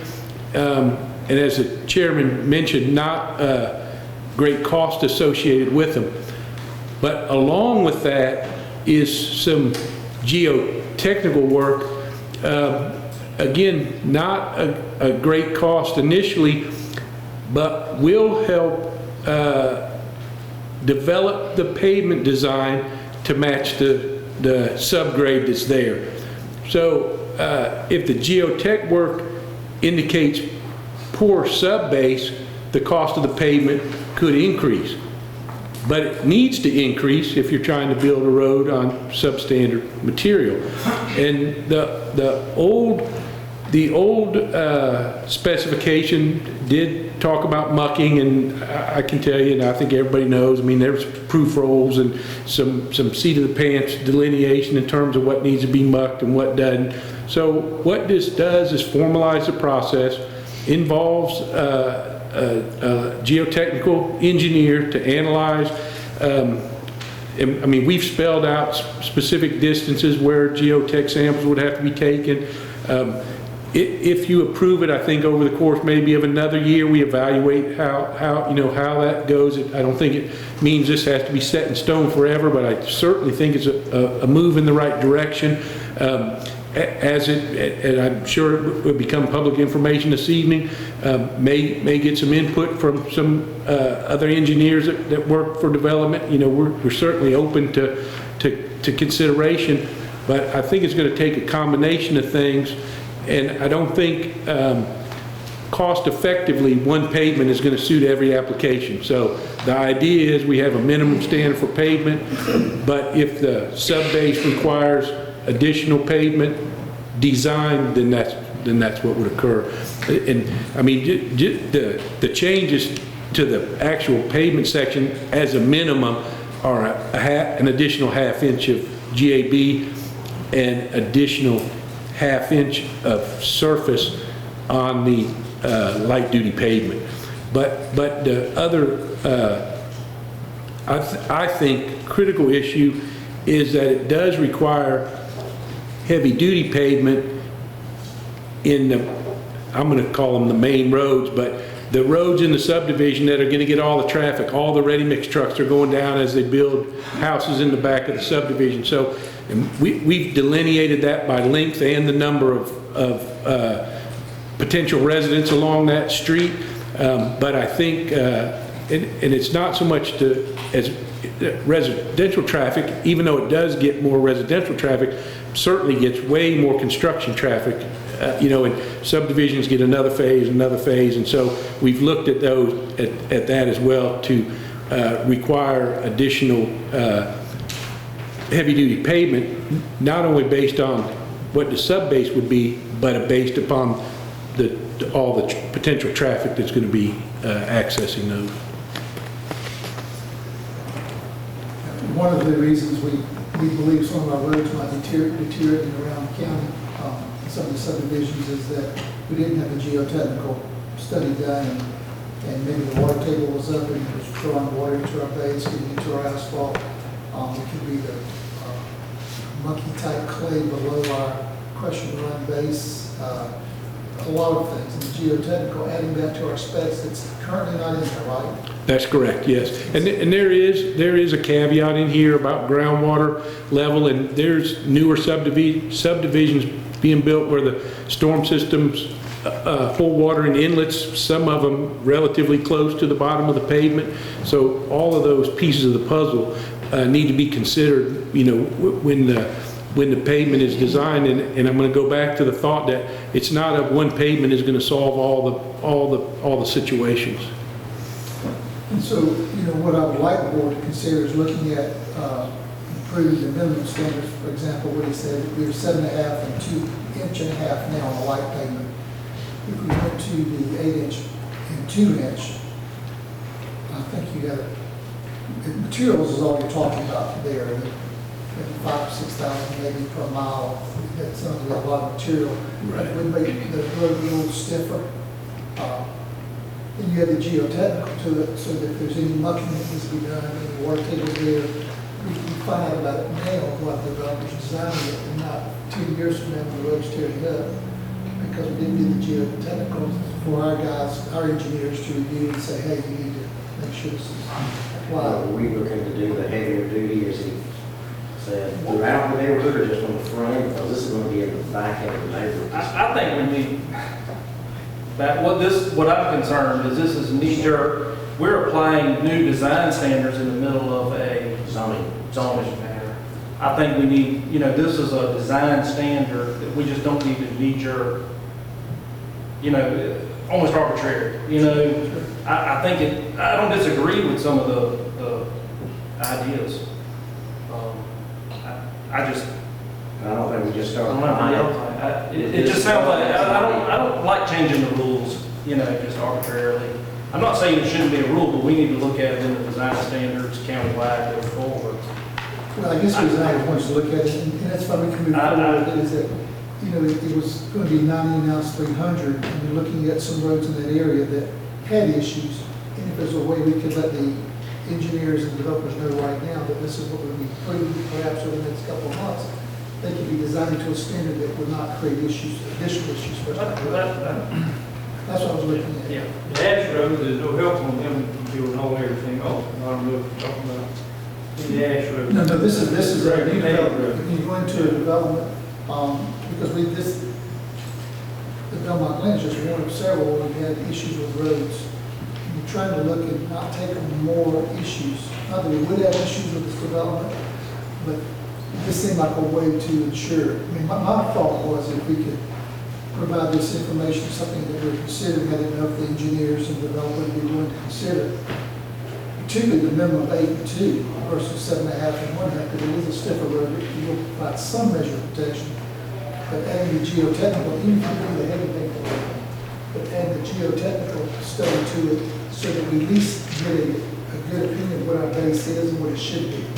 And we'll see that the developers, not just here, but all developers, would want to do that for the county, get that study so that we do know what kind of road we're building. Right now, it's just based on an understanding. And that understanding, they draw water and they break up, they can build it perfectly. But if there's the wrong kind of clay beneath our base, and there's a water table that's really high, and you bring in some soil, and we don't determine that. But back to Bill's point, are we going to include that, this change in the PUD approval that we're looking at? I don't know what we can do, and I mean, they haven't brought us to design yet. This could be in our standards by the time they design it and bring it forward. That's what I'd be interested to know. I just want to know we have some teeth to encourage, so I don't want 15, I don't remember what 15 years from now, I don't want somebody discussing how to repair roads that we could. I see the concern there is, I mean, right now, obviously, what we're doing is not working. At some point, we got to start doing something new and trying some new things. It might be a little more costly. And here's the shame, Roger, before you were on the board, we've been talking about our design standards, and shame on us for not moving forward. I'll bear that cross, but, you know. Well, is this something? We don't want to penalize anybody, but I know, what happens I know. in 10 years and the county bears that cost? But if this is something we can We have a handle, chance to do something. and when the design comes in, that we can ask for some improvements on, because of geotechnical geological test, and I'm okay with moving forward. Now, I'm for the development, I assume that I don't want to hear the issues. And I'm not sure if we did address it tonight as part of this. I can't fully commit without seeing the ordinance change. I mean, that is something that actually has to officially change in your design ordinance. I can tell you that I do agree with Mr. Kuhn. I would say more than 90% of your issues on road failures happen during construction of the development. So once you put the subgrade in, the rock in, and there's another engineer here too, he might have a different opinion, but when you put the rock in and you put the asphalt in and then you haul, shingle trucks are terrible. Block trucks, concrete trucks, lumber trucks, and there's one after another, after another, after another. And when you have, in this case, like Belmont Glen had, there was one entrance there that served, 600 down one road. And so, yeah, I mean, that's where your issues come into places during construction. I can also tell you that I agree with you in that going from a 1.5, 7.5 section, which has always been a weird section, to a 2/8 section is a material cost, and a material cost only. It is no labor cost. I do agree with that statement. I can tell you that geotech is something that we do on most commercial and industrial sites, but very rarely anywhere else do we do them on residential sites. So without seeing what the actual language says, I can't say we would commit to it, but I can tell you that I do think a 2/8 section is not a bad idea. And is that something that we can address after we approve the zoning to move forward with the lots? Is that something we can bring up later and still require to be done? Or is it just a suggestion later? It depends on how your ordinance reads as to whether, so it depends on what they're designing to. I think not just for a developer who's currently in the county, but a developer that comes into the county, lives in the county, anybody that comes into your county has to know what they're designing to. And so if you ask me today what they're designing to your current ordinance. And until you change that ordinance, that's what they're going to design to. Anybody. And so if we don't change it fairly quickly and you start the design, we couldn't actually change it. I might ask you to go thinner. I don't know. No, I'm kidding. I'm kidding. So those are the questions and concerns that I have. We listened to constituents last week and knowing the issues ourselves of the road deterioration and larger subdivisions and the drainage issues we have. So we want to make sure that we are prudent to address those. This is just one other thought, and kind of to Mr. Kiefer's point, but I would think, and Mr. Newberry, I guess, would have to confirm that, but you could pick a section of your specifications at a time. I think it could be an ongoing process as opposed to, in a perfect world, we'd catch water, sewer, everything at the same time. But in light of it not being a perfect world, I think that you would have the ability to do a section at a time, have that section approved and implemented, and move on to the next section, and in terms of cost and it's not quite as timely, but perhaps you set a schedule and still get to where you want to be. Michael, is that something down the road perhaps we could put into effect where the entrances have a bigger spec than some place in the back of the development? That's what you're looking at. Is that just entrances or is this for the whole? These pavement sections are for residential roads, so it would be for the whole development. We included some specifications in this detail. There are the pavement section in the specification part is almost non-existent, so we've included it in here to try to get it together. But the details and the specifications both need to be updated over some period of time, and some of them probably sooner rather than later. It requires more in the impact area, higher traffic. I think those things need to be. I just want to make sure we're in the right arena to address this. I think it's a good time to discuss this, but I don't know. He's right. That's the back of it. Looks good. Sure. If it's a cul-de-sac street with 6 houses in the front, that's where you can already get hammered over. The only issue was. And ongoing with trash trucks or, it's an ongoing. There's still a high impact there. The only other issue was traffic. But it did improve it to 2 entrances.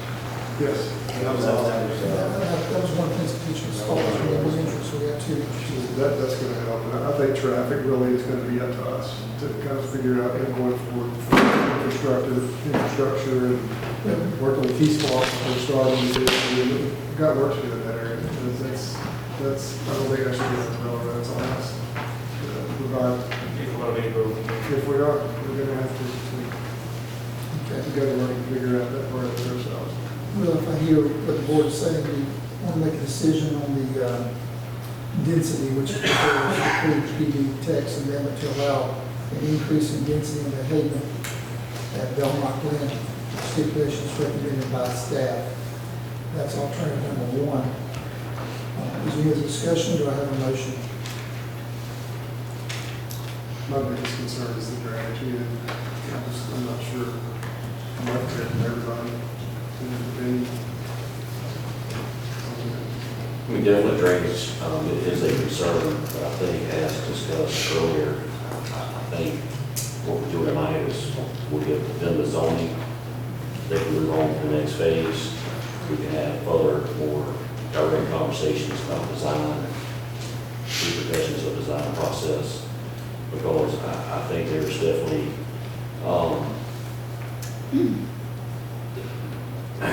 there's heat on them as well to design it correctly, because as he stated earlier, with the new development, he's not supposed to cause any new issues. Last week was a great example of that all around the county. 11 inches of rain in 1 week.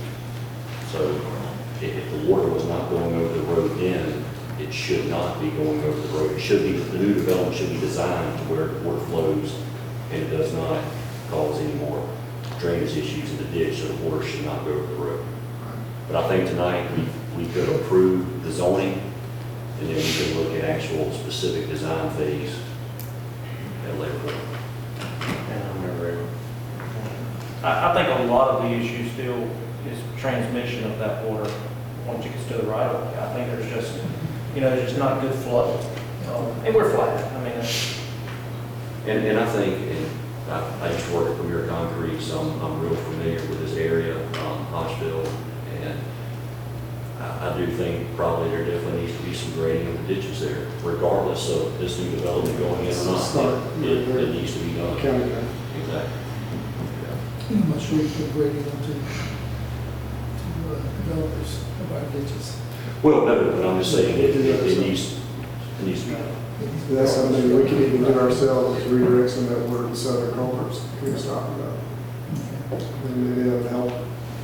But some we get to the design, and some opportunity to speak into that, as the engineers review that, including the roads as well.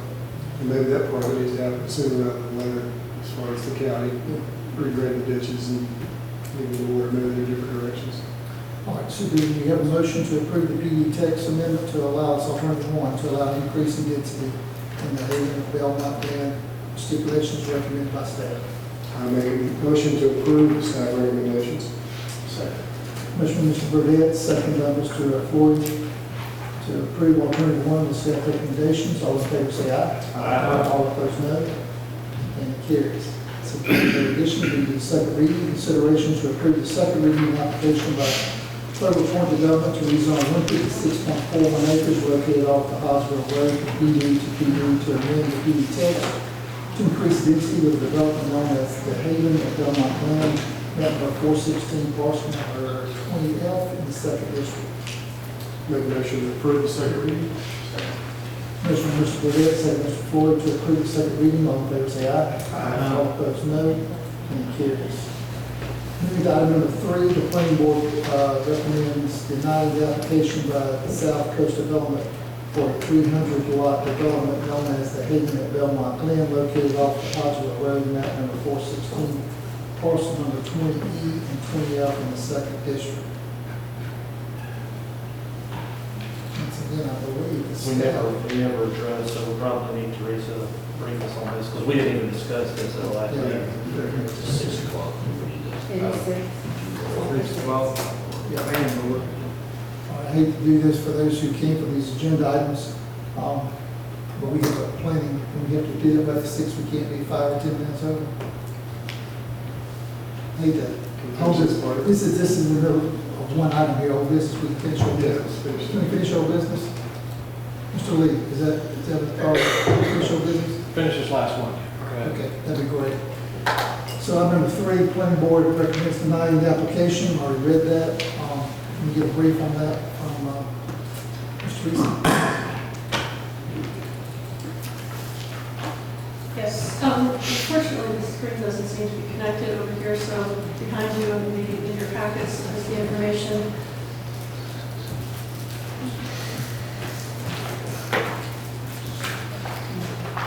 So with this one, this is the sketch plan for the development you've just discussed, and this was submitted and reviewed by staff and engineers. UM engineers did have a look at it. As it's a sketch plan, it really is that initial concept. And this is, we have also, this is the rezoning site plan, but there are also other maps which I can pull up. Essentially the same view with stormwater, water, and wastewater overlays. So it's essentially the same thing, but I included that, I believe, in your packet, so you should have copies of those. And it's not really translating over.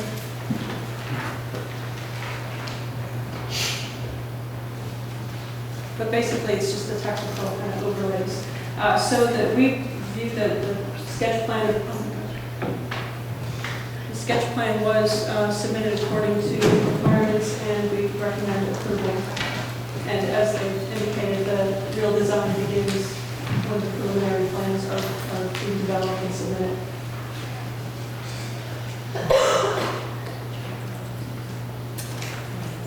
Any discussion from the board? Is this what, is there 2 entrances or not? I can't remember. We have entrance here, the old entrance is right here.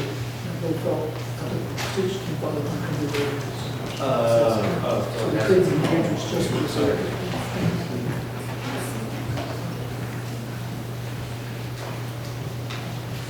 We won't put more people on the old.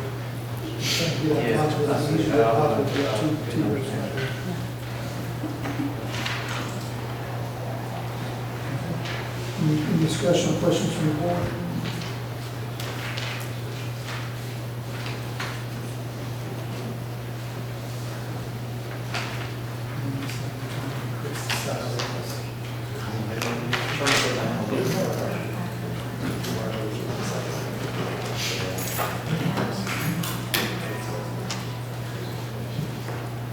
Where is the second entrance? That is it. There's an entrance to Belmont Glen, going down. And so the only entrance to this area, so it's not, we're not using the same entrance. So where's Roger going on? She goes To the right. with the line that's right there. Okay. Bill Martin was interested in the other. That's right. Okay, so that is fine. Looks great. Looks excellent. And that, like those other entrances we're having problems with. People like that. So alternative 1 is to approve the sketch plan, do I have a motion? Okay, a motion to approve alternative 1 with staff recommendation stipulation.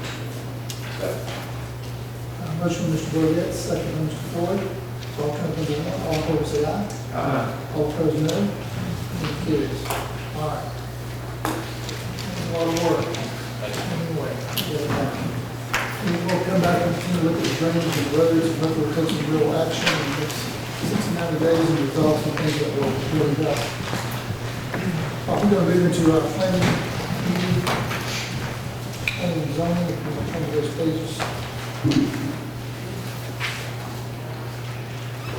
Public hearing, item number 1, the planning board recommends approving the application by John Nutley to rezone 1.07 acres out of 12.98 acres located at 3263 Bouger Road, AR1 to I1 to AR2, map number 373, parcel 36 in the first district. Let me just a minute to get this up here.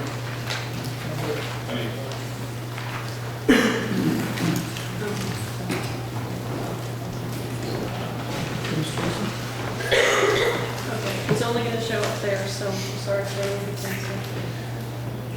We've got ours in front of us, and so we'll do it. Go ahead. All right, this is a rezoning. This parcel was, a portion of it was rezoned to accommodate a pond.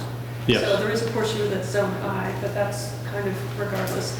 And the pond kind of runs here, if you look in that area. Back part back. And this request is to section out 1 acre, 1.7 acres, and there's an access easement to it, so it's really just sectioning off a parcel of the overall acreage.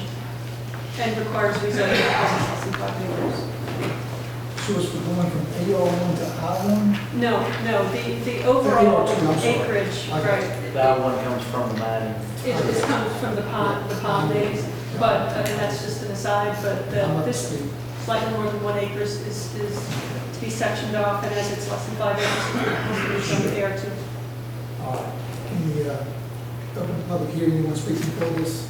Yes, it's John Nunnally. I just want to cut off enough for my son to build a home. He's ready to try to build a home. Sure. Very good. Anyone else speaking for tonight? Anyone present speaking against this rezoning tonight? Seeing none, I'll close the public hearing and the discussion from the board. Do you have a motion? Motion we approve alternative one. Second. Motion by Mr. Floyd, second by Mr. Loper to approve alternative number 1. All in favor say aye. Excuse me, rezoning. Huh? I want to make sure you did the alternative one, did cover the rezoning. Approved. All opposed, no. And it carries. Thank you. All right, move to second reading, consideration to approve the second reading of an application by John Nunley to rezone 1.07 acres out of 12.9 acres located at 3263 BJ Road from AR1, I1 to AR2, map number 373, parcel number 36 in the first district. Have a motion? Make a motion to approve the second reading. Second. Motion Mr. Floyd, second by Mr. Deloach to approve the second reading. All in favor say aye. All opposed, no. And it carries. Item number 3 in the public hearing, the planning board recommends approving the application by Dennis Dozier for a variance to allow a 15-foot access and full easement for a property located off of Zipwire Road, map number 374A, parcel number 20, map number 374E, parcel numbers 5 and 7.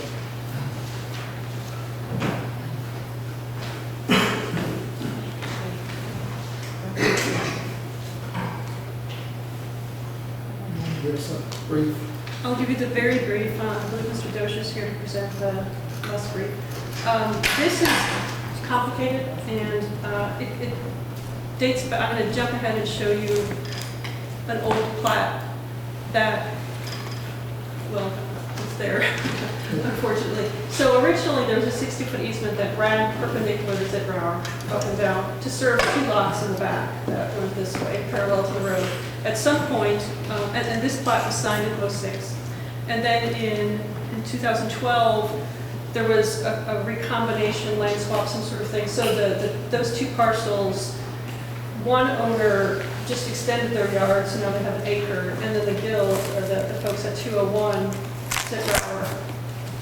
took the back half to be a separate lot. So there are plots reflecting all of this that have been signed and stuff. At some point, that 60-foot easement disappeared, and the adjacent lot was developed, and a house and driveway were built partially on that 60-foot easement. So the owners of 201 pursued legal action, and Mr. Dozier can explain all of that. But the settlement involves agreeing to an easement that's a reduced His original 60 has been reduced due to some conflicts, and so we will open the public hearing on that. Thank you for the description. Anyone tonight speaking for this variance? Yes, Chairman Corbett, I'd like to say a few words. Dennis Dozier.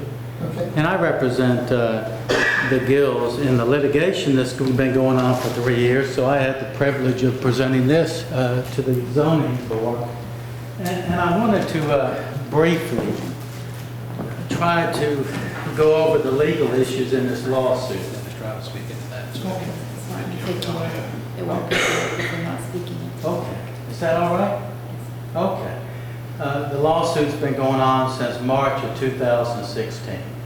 And we have 5 lawyers involved in it, so you can imagine how complicated that gets. But I represent the Gills who own this house. And this is Zitterauer Road. And the opposing party owns this house.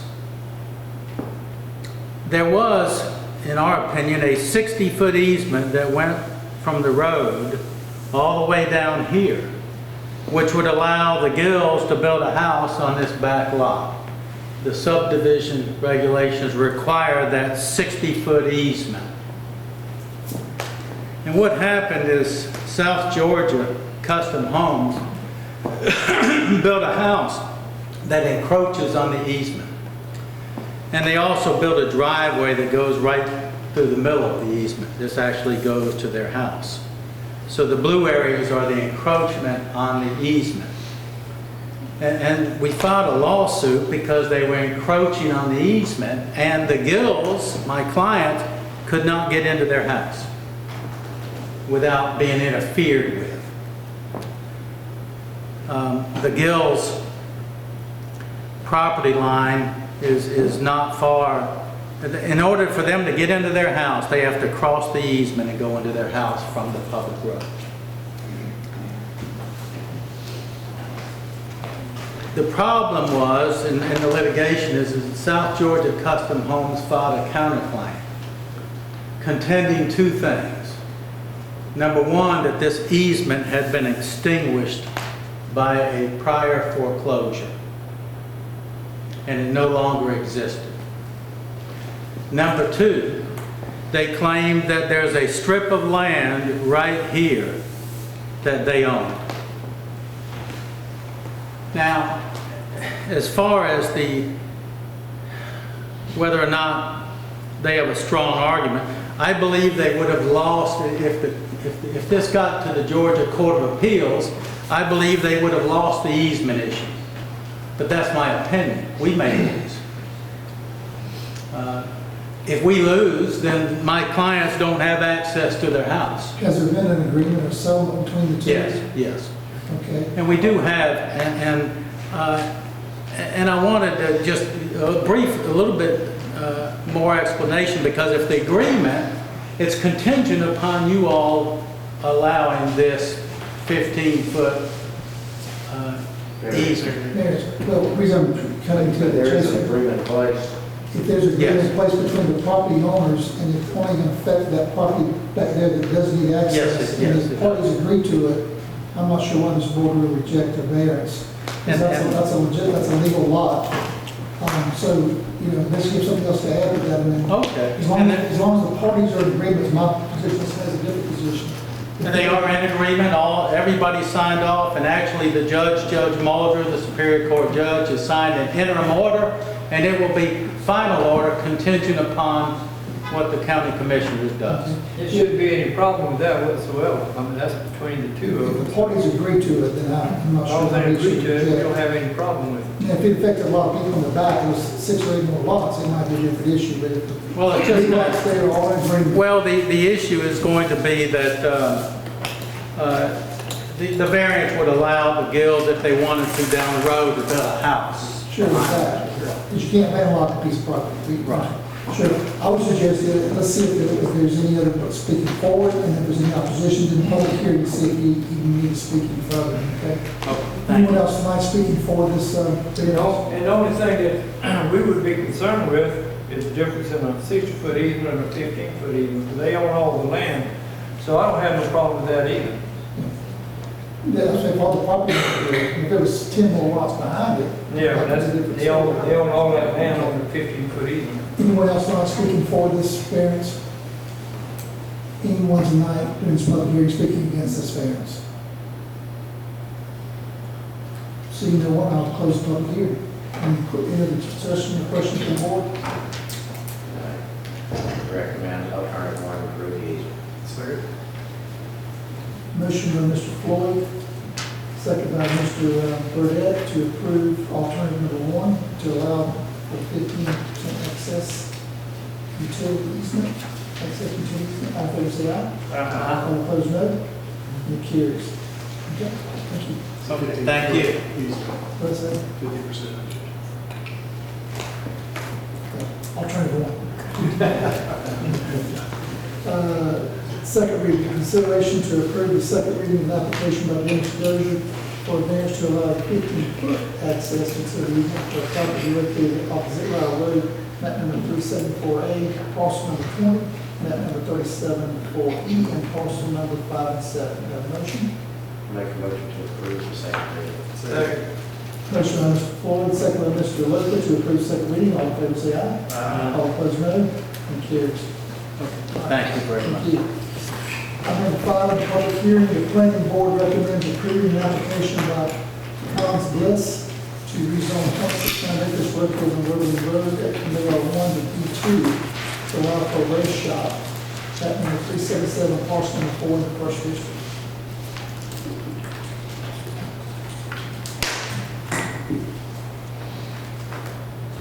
So if you remember, Mr. Bliss has been before you previously for really the same thing.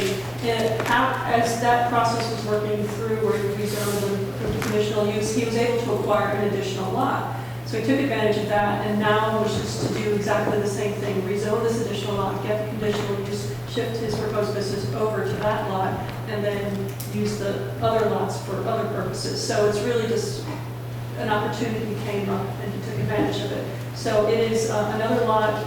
The lot outlined there is slightly to the left of the two that we've previously reviewed. And it's really the same thing. It's rezoning it and then allowing the conditional use so you can build a race shop that he's discussed before. All right, go ahead. I'll ask my questions. You're looking for public hearing, is anyone speaking for it tonight?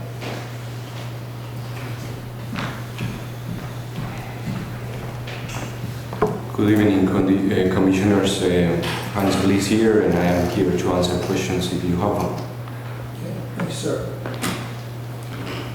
Anyone else? The question, I do have a quick question. So the first lot was zoned for a race shop. Are you going to do a second race shop? or- No. It's only one race shop. The problem is after we finish in April and approve everything, the person next to me say, I want to sell the lot. So basically I am buying that lot and building the shop in both lots. So it's only one shop. So it's going to be a bigger, No, exactly same size. Parking, more place around it. Yeah, You just have more room around it. more room, yes. But it's the same shop, same size, no changes, exactly the same. Was there already a plan approved for this, I guess, No development plan has been submitted. No, because at the point where we would expect that, he discovered he could have this additional so that'll lots. still come as far as the size of the shop and all? Yeah, that'll go through. It'll meet the setbacks and all? Okay. Anyone else speaking forward? Anyone present tonight speaking against this rezoning? Seeing none, I'll close the public hearing. Any questions or discussions from the board? Do you have a motion for alternative one? Make a motion to approve alternative one for the request. Motion by Mr. Floyd, second by Mr. Kiefer. To approve alternative one, all those say aye. All opposed, no. And it carries. Second reading, consideration to approve the second reading of an application by Hans Bliss to rezone 0.69 acres located on Woodland Road from AR1 to B2 to allow for a race shop map number 377, parcel number 4 in the first district. Have a motion? Make a motion to approve the second reading. Third. Motion by Mr. Floyd, second by Mr. Loper to approve the second reading. All in favor say aye. Aye. All opposed, no. And it carries. Item number 7, in the public hearings, the planning board recommends approving an application by Hans Bliss for a conditional use to allow for an automobile service in a race shop located on Woodland Road, map number 377, parcel number 4 in the first district. So I'll make a motion to approve alternative one and approve the request. Is it, need to be a public hearing for this? Yes, sir. It does. This is an auto repair shop. This is an auto repair shop, so we're open the public hearing. You want to go ahead and get any additional information? I think instead of just selling parts, they actually want to repair vehicles. Is that what this is about? Yes, so B2 would allow the shop, but then, or in order to repair vehicles, we require conditional use. It's not permitted use in B2, but a conditional use would allow it. So this just sort of finishes. Right, not just selling parts and supplies, but we'll actually do some repairs. Anyone speaking for this tonight? You're just here to answer questions? Okay, hands please, and here to answer the questions. Anyone speaking against this conditional use tonight? Seeing no one, I'll close the public hearing. Anyone have any motion? Make a motion to approve staff recommendation or alternative request. Second. Motion, Mr. Floyd, second by Mr. Burdette, to approve alternative number 1. All in favor, say aye. Aye. All opposed, no. And it carries. Consideration to approve the second reading application by Mounds Bliss for conditional use to allow for automobile service in a race shop located on Woodland Road, map number 377, parcel number 4 in the first district. Make a motion to approve the second reading. Second. Motion, Mr. Floyd, second, Mr. Burdette, to approve the second reading. All in favor, say aye. Aye. All opposed, no. And it carries. Item number 9, on the public hearing, the planning board recommends approving the application by Larry Barnard to rezone 2 acres located on East Road from AR2 to AR1 to combine with the adjacent 5-acre parcel map number 375, parcel number 33B in the second district. Give us a brief. So Mr. Barnard currently owns 2 acres on East Road and has an opportunity to buy some additional acreage behind him. And he's going to pick up 5 acres, but they're different zoning. The 2 acres is AR2, the 5 acres is coming from a larger tract, which is of course AR1. So he needs to rezone one of them at least to bring them, to bring them together, and he chose AR1. Yes. So what he's doing is rezoning his own current 2 acres to AR1 with the intention to combine them. And so it'll be a large 7-acre tract in AR1. Okay, opening the public hearing. Someone want to speak for it? Just trying to create a simple easement to the addition of 5 acres. That's all. Just trying to get the zones the same and purchase the property. Sounds good. Can you give us your name for the record? I am Brian Barnard, or Larry Barnard. Okay, very good. Thank you. Anyone else speaking for this rezoning tonight? Anyone here speaking against the rezoning? See no one, will close the public hearing. Any motion? So, can I ask a question? Yeah, sure. So it's not purchased yet? No, sir, I cannot purchase it. I can't get a signature for the final document until I actually change the land. That's because she was actually the final signature like 5 days before buying. So it's like a contingent part of the contract? Yes, sir. I see. Make a motion to approve alternative 1 staff recommendations. Second. Motion to approve alternative 1 by Mr. Burdette, second by Mr. Loper. All in favor, say aye. Aye. All opposed, no. And it carries. Thank you. Second reading, consideration to approve the second reading of an application by Larry Barnard to rezone 2 acres located on East Road from AR2 to AR1 to combine with an adjacent 5-acre parcel, map number 375, parcel number 33B in second district. May I have a motion? Make a motion to approve the second reading. Second. Motion, Mr. Burdette, second by Mr. Kiefer to approve the second reading. All in favor, say aye. Aye. All opposed, no. And it carries. Item number 11. Planning board recommends approving the application by Bible Lutheran Church for the variance located at 812 Blue Jay Road to allow for a monument sign which exceeds the county size requirements. Map number 414, parcel number 60 in the second district. So the sign ordinance has a maximum size of 64 square feet, and the proposed monument sign for this church is 90 square feet, and there's an image of it here. This is the plan for it. And they want to go large for a couple of reasons. One, they want to bring it closer to the church, like exceed the minimum setback requirement, because in case, or when, if Blue Jay Road is widened, they want to be sure that they don't have to move it, so they're anticipating widening and setting the sign back far enough that it will be undisturbed in the case of any future widening. But because it's being set back, they'd like it to be a little bit bigger so it's nice and visible. So it's one of those kind of, we can come close, it'll be smaller, but we might lose the sign later. Or in this case, just set it back far enough now to accommodate future widening and make it a little bit bigger so it's nice and visible to motorists without, obstructing traffic. And that required a variance because it was larger than usual size. I didn't do the I'm just curious, how do we calculate the square footage on a sign like that? Does it include the face of the brick? You know, that is a good question didn't that know struck me that today, because Who's the face of the brick, it would be just 8 by, right now it's 8 by 8, 64 is as big as you can Sure. get.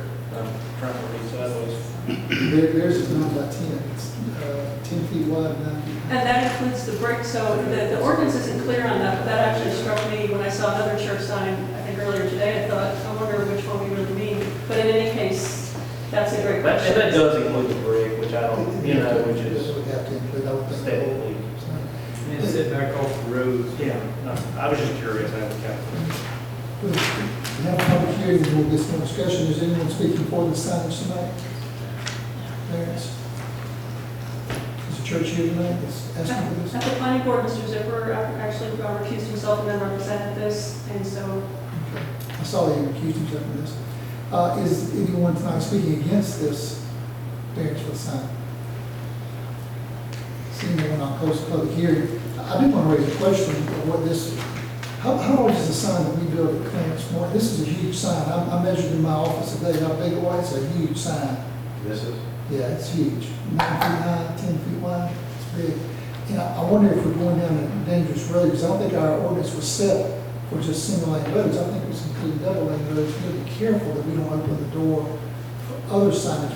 8 by 8 is pretty large. 64 is where it is. It's not much smaller than this. So I'm real cautious about a variance on this because there might be a double lane highway one day. So do we know what the size of our Clarence Moore sign is? I don't think it's this big. It's reasonable. I think we received a variance from City of Springfield on that one, I believe. That's a big sign, did we?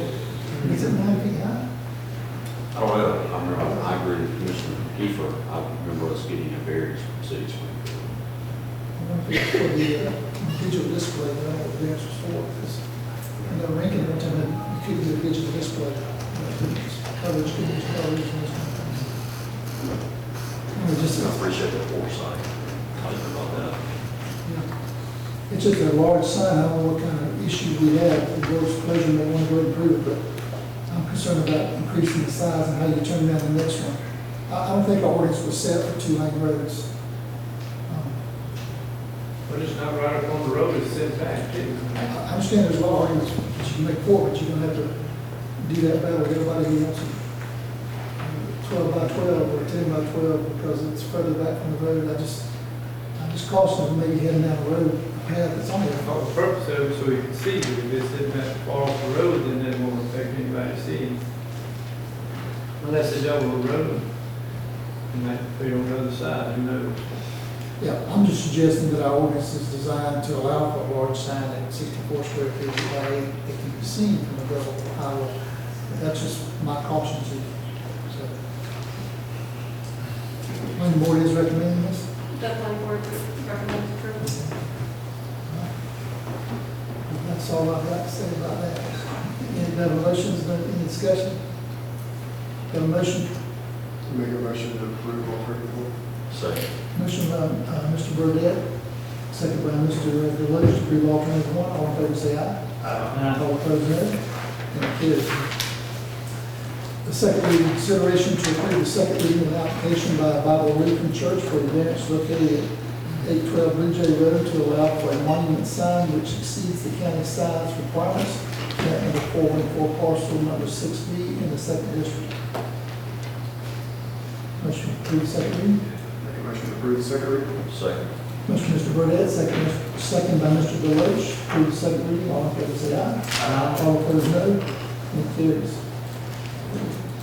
Item number 13, in public hearing, the planning board recommends approving the application by Lawrence Smith for a variance located at 490 Edward Loop to allow for a camper as a temporary residence during construction of a home, map number 283, parcel number 8 in the 3rd district. So Ms. Smith came in and requested a variance to allow a camper. She's also obtained a building permit and is proceeding with plans to build a house. So in those circumstances, it's been customary to recommend approval. It's only for 6 months, right? Mhm. Okay. Open the public hearing. Anyone here speaking for this variance? Anyone tonight speaking against this variance? Seeing none, I'll close the public hearing. Entertain a motion.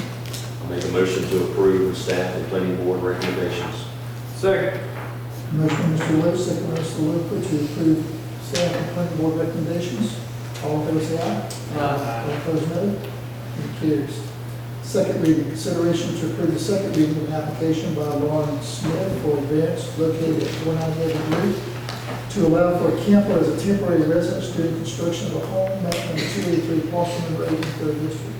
Make a motion to approve the second reading. Second. Motion by Mr. Lewis, second by Mr. Logan to approve the second reading. All in favor say aye. Aye. All opposed, no. It carries. Item number 15 in the public hearing. The planning board recommends approving an application by Estate Express for a variance located on Old West Road to allow a 75-foot buffer instead of the required 300-foot buffer between industrial and residential uses, map number 477, parcel number 1 in the 5th District.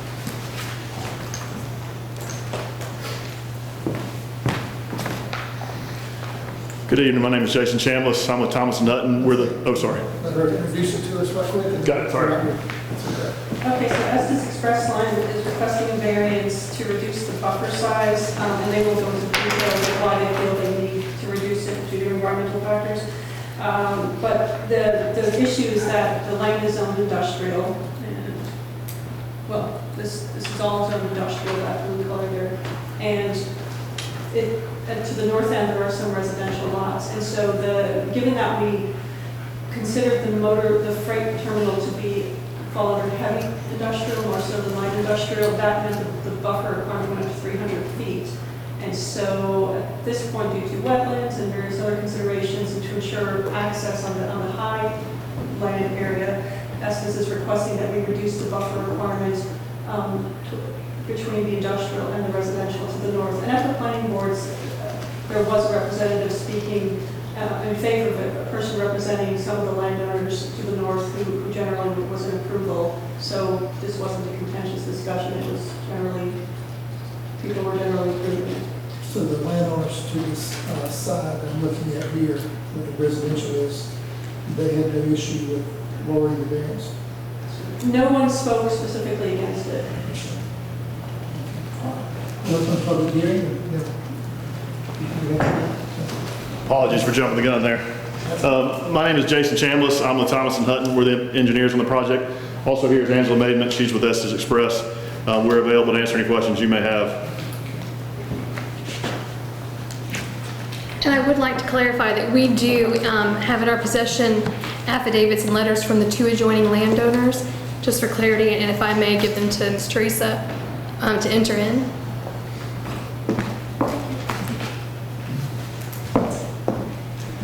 At the planning meeting, we spoke of having one letter in hand and in discussions for the second one, and that has all been taken care of. So both adjoining landowners are amenable to the construction. Okay, very good. Anyone tonight speaking against this variance of the 75-foot buffer? Seeing no one, I'll close the public hearing. Any discussion or questions from the board?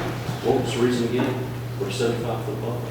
I mean, I heard environmental, but is it wetlands or? It was a combination of things that I read in the packet. It was a lot more wetlands than they realized they had. I think it was like 3 or 4, there's like 4 different, and I was really questioning, but I'm not questioning so much if the landowners next to it. The speed, we get the list of, you want to go over the 4 things they had in the agenda packet? Let's go to the 4 things right there. We'll go there.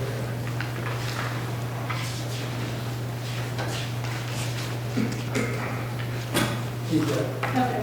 Lost land due to discrepancy in information available. The GIS showed a large discrepancy in the northern property line with the actual surveyed line further south by 146 feet. I'm not sure what that means, but you could probably explain it. Sure. The final calls on the Alta have shown a reduction of 7.34 acres as the 146 feet was along the You really don't need to explain this. Yeah, that's So no there was a discrepancy in the language. I mean, we'd be happy to go ahead and take over if you like. I'll let you hit the first Because one. I have some questions about the hardships anyway, but I just wanted to bring it up since someone was. Yeah, so the first one, going back to the beginning, when Estes was looking at the property, we pulled the publicly available GIS information, the data for the site, and used that through planning and all their programming for the project. What we found when we went out and did the actual Alta survey, the boundary survey for that plat, that the true property line was much further south. So where they had thought they had this much land, they actually had less. So that created kind of a hardship and it kind of pinched the project further south. So they were looking for some relief to be able to kind of recover that space as much as they could by reducing that buffer. That was that piece of it. And there was a loss deal. And similarly, it happened with wetlands in that previous projects had shown it being at close to 10 acres. Once that was all updated with the Army Corps, it was up to 16.5 acres. There also had been an ongoing discussion as to really where transportation/motor freight terminal fell within the zoning. And it took some time for an interpretation to be made on that. And while we didn't necessarily agree with that, we felt like this was the best method in order to realize something that was workable for the site, allowed for future construction and jobs, and was acceptable to any adjoining landowners. Without that, we wouldn't be proceeding as we are today. Additional issues, once the easements and right-of-ways along Old Augusta Road came into play, there was additional reduction in usable land for construction. And because of the wetlands, that huge shift going down that we spoke of in the beginning, it basically stopped any future growth because of wetlands in that area. I'm sure you guys are even more familiar with the wetlands in your area than I am, but all of those things considered, in reviewing the possible construction and growth for this area, in order to do it, this seemed to be the most reasonable method to do so. And in surrounding areas, it's not uncommon to have that size of a buffer. For example, it's not a building setback. 300-foot building setback wouldn't have been a problem because our building is below that. And any of our actual work on our transportation facilities, our maintenance shop, our fueling is more than 1,000 feet south of there. So what would be adjoining that lot line would merely be trailer parking, truck parking, that kind, and cars for our employees. So we would also make sure that any more noisy activity, of course, would be much further south. So that's why the blend seemed to work, I believe, for everyone. I have a problem with it myself. I mean, everybody who develops land is in the same process. You set your boundaries, it may or may not be correct, your wetlands may change. That's part of the development process, period. It's not really a hardship, in my opinion. Since I have a problem with it. There's no hardship there. And that was my faults too. I had to buy more land or whatever you gotta do to get. Probably the most legitimate is really there's some ambiguity in the zoning ordinance on heavy industrial versus light industrial. There's no there's really, well, we need to revisit it. But yeah, if no one have a concern with If the neighbors next to the residential, because I would have concern about altering this if they're not.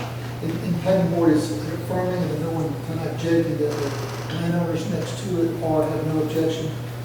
Mr. Reese, landowners next to it have no objection. No, there's no objection.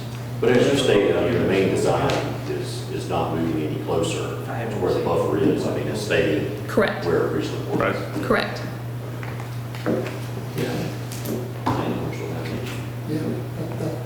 That's true, took care of all my questions when you said that. All right.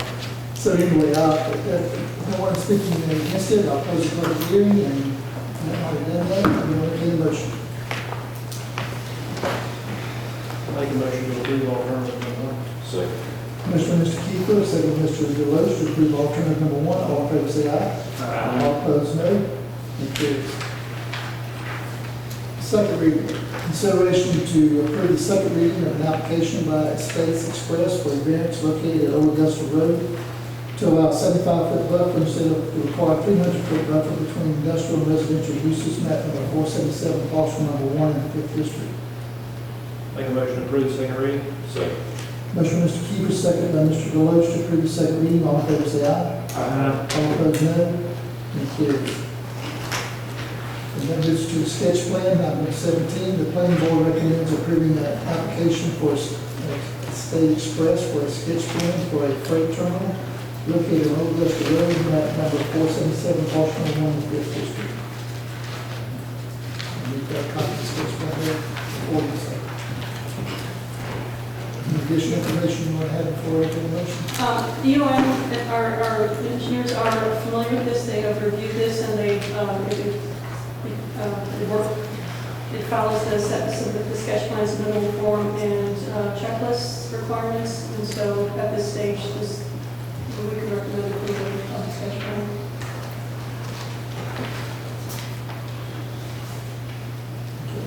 Any discussion from the board? Have a motion to approve alternative number 1?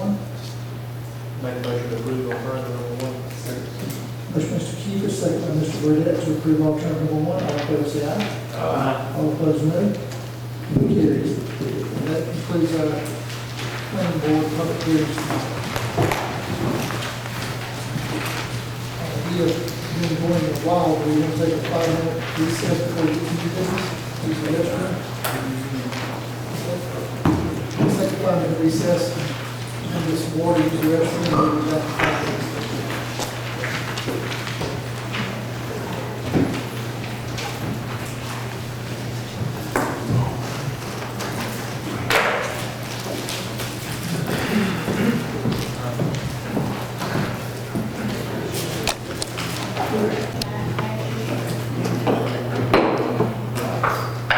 Come back to order and go into our new business.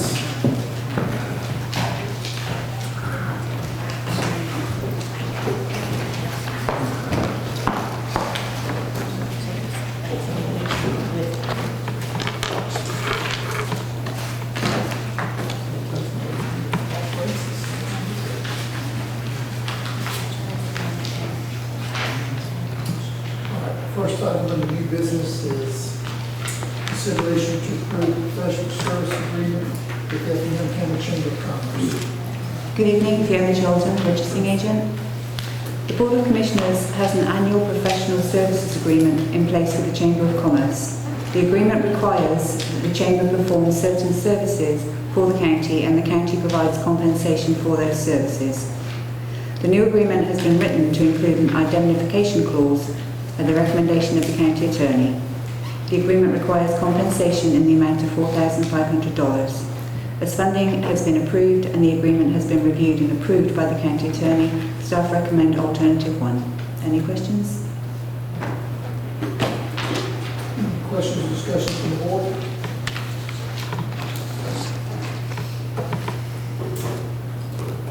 I've read it. It's good to me, seeing none. I'll take a motion. Motion to approve alternative 1. Motion, Mr. Floyd, second by Mr. Kiefer to approve alternative number 1. All in favor, say aye. Aye. All opposed, no. It carries. I know some of you waited a long time just to get that vote tonight. And we're sorry for the confusion, and I'm really sorry I didn't get my tickets, but that's okay. We'll be there next year. Please accept our apologies. Not a problem. We appreciate the chamber and all that you do. Item number 2, consideration to allow the inmate medical agreement with WellPath and Southeast Correctional Medical Group to automatically renew for fiscal year 2020. The board currently has an agreement in place with Southeast Correctional Medical Group to provide inmate medical services for prison and jail inmates. The agreement runs April 1st, 2015 to June 30th, 2016 and allows for 5 automatic annual renewals unless a 30-day non-renewal notice is issued. The fee remained the same for the first 3 years of the contract, with a 3% increase last year. This year there is a 1% decrease, reducing the annual fee by $2,524.94 to $249,969.26. The agreement can be terminated with or without cause by either party with 30 calendar days written notice. As funding has been approved in the fiscal year 20 budget, and the county attorney has previously reviewed the agreement, staff recommend alternative number 1. Any questions? Any questions or discussions from the board? You have a motion for alternative number 1? Make a motion to approve item number 1. Second. Motion by Mr. Lopez, second by Mr. Deloach to approve alternative number 1. All in favor, say aye. Aye. All opposed, no. Any carries? Thank you. Number 3, consideration to approve a letter of engagement between Effingham County Board of Commissioners and Renita Deal Proctor for audit services. Good evening, Christy Carpenter, Finance Director. The budget's over, so we get to move to the audit. And we're requesting for you to approve the letter of engagement with Lanier Deal and Proctor for the audit services for the period ending 6/30/2019. The cost is not to exceed $45,900. The funding is included in the budget for Department 15. The county attorney has reviewed and approved as to form, so staff recommends alternative 1. This is the same fee as the previous year. Same as previous year. All right, any question, discussion? Have the motion to approve alternative number 1? I was waiting on you, actually. Make a motion to approve alternative. Motion by Mr. Floyd, Second. second by Mr. Deloach, approve alternative number 1. All in favor, say aye. All opposed, no. It carries. Item number 4, consideration to approve a contract for Fender Connection for fiscal year 2020. The county currently serves as the fiscal agent with the state of Georgia for the grant that funds the Family Connections Program, and we're asking to continue that role in fiscal year 20. You have a copy of the agreement in your packet, and the contract is for $50,000. We have that funding budgeted in Department 40, and the county attorney has reviewed it and approved as to form, so staff recommends alternative 1. Questions or discussion? We have a motion for alternative number 1. Make motion to approve alternative 1. Second. Motion by Mr. Deloach, second Mr. Lippert to approve alternative number 1. All in favor, say aye. Aye. All opposed, no. It carries. Thank you. Thank you, Christie. Item 5, consideration to approve a memorandum of understanding between Effingham County Board of Commissioners, EMS, / EMS, and Effingham Health Systems for a consideration to approve a policy with Effingham Health Systems related to EMD drug boxes. I think you skipped one. We can do that one first if you want to.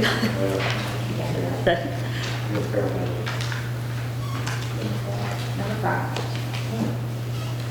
Consideration to approve a memorandum of understanding between Effingham County Board of Commissioners. That's EMS, that's not it? It's Yeah, for there's Karen that Harris. It doesn't carry over to the next page. Oh, well, It's 2 different things. Two different. I guess the little pair medicine program, okay, I got you. I just tried to combine 2 in once. You did. All right. Wanda McDuffie, what we're asking for is the hospital received a grant for the community paramedic program. In order for them to be compliant, they need to have a reporting system. In order to have a reporting system, they need to be affiliated with the EMS system. So what we're asking is that y'all is to understand there's responsibility on the county's part at all, but they'll just work underneath our license, so they'll have access to the GEMASys reporting system. That's a short cake, unless you want me to read all this. I sent the agreement to Attorney Lee Newberry. He's looked over and he's approved it. So. Any questions, discussion from the board? We have a motion to approve alternative number 1. Make motion to approve alternative 1. Second. Motion by Mr. Deloach, second by Mr. Lippert to approve alternative number 1. All in favor, say aye. Aye. All opposed, no. It carries. Now, consideration to approve a policy with the Effingham Health Systems related to EMD drug boxes. Okay, going back through some paperwork at the hospital, and I realized since 1979 we have not had a current agreement with the distribution of the medications or the drugs that the ambulance carries that we use on the ambulances. So this is a memorandum of understanding, a policy basically of how they will provide the drugs that we use and how we'll be secure the narcotics, make us compliant with the FDA and the alcohol and tobacco and the DEA folks. So that's what this is, and we just asked that we sent this, of course, to the attorney as well. He had a chance to review it, and So we just ask that we approve that as well. Motion to approve the policy, the MOU policy. All in favor of the motion? Alternative one. Make a motion to approve alternative one. Second. First from Mr. Deloach, second from Mr. Westbrook, for alternative number one. All in favor, say aye. Aye. All opposed, no. Any carries. Thank you. Thank you, Ms. Wyman. Item number 7, consideration to approve the chairman to sign a petition requesting annexation of approximately 1 acre owned by Johnny M. Bryant Jr. and Mary V. Bryant located on Fort Howard Road, map number 463, parcel number 28. Yes, Mr. Chairman, board members, we received annexation documentation from the city of Lincoln. Those documents were dated May 30th. It looks like the petitioners or the owners actually signed for their property to be annexed on May 16th. As you stated, it is located on Fort Howard Road, and this property is served by a private well and septic system. I have been told that the property does lie within the city of Lincoln's water and sewer areas. It's currently zoned AR1. Staff does recommend approval of this request. And it is contiguous, I assume. Yes, sir, it is. Any other questions or discussions?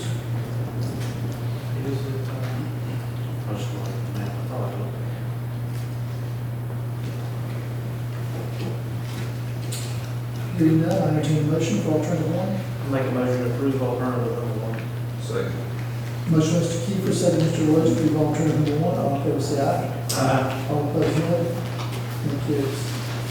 Item number 8, consideration to authorize the chairman to sign the sanitary sewer extension submittal form and drinking water project submittal form to EPD for Georgia International Trade Center, GITC, located off on Highway 21, south of Effingham, Chatham County line. Yes, sir. We received a request from Thompson Hutton for a water and sewer extension for this development. The forms were reviewed, and we have an approval letter from EOM requesting that these documents be signed by the chairman. Staff recommends approval. Any questions or discussion? Have a motion for alternative number one. Motion to approve alternative one. Second. Motion by Mr. Burdette, second by Mr. Deloach. Alternative number one, all in favor say aye. Aye. All opposed, no. Carries. Item number 9, consideration to approve the purchase of the sale agreement between Renaissance Bank and the Effingham County Board of Commissioners.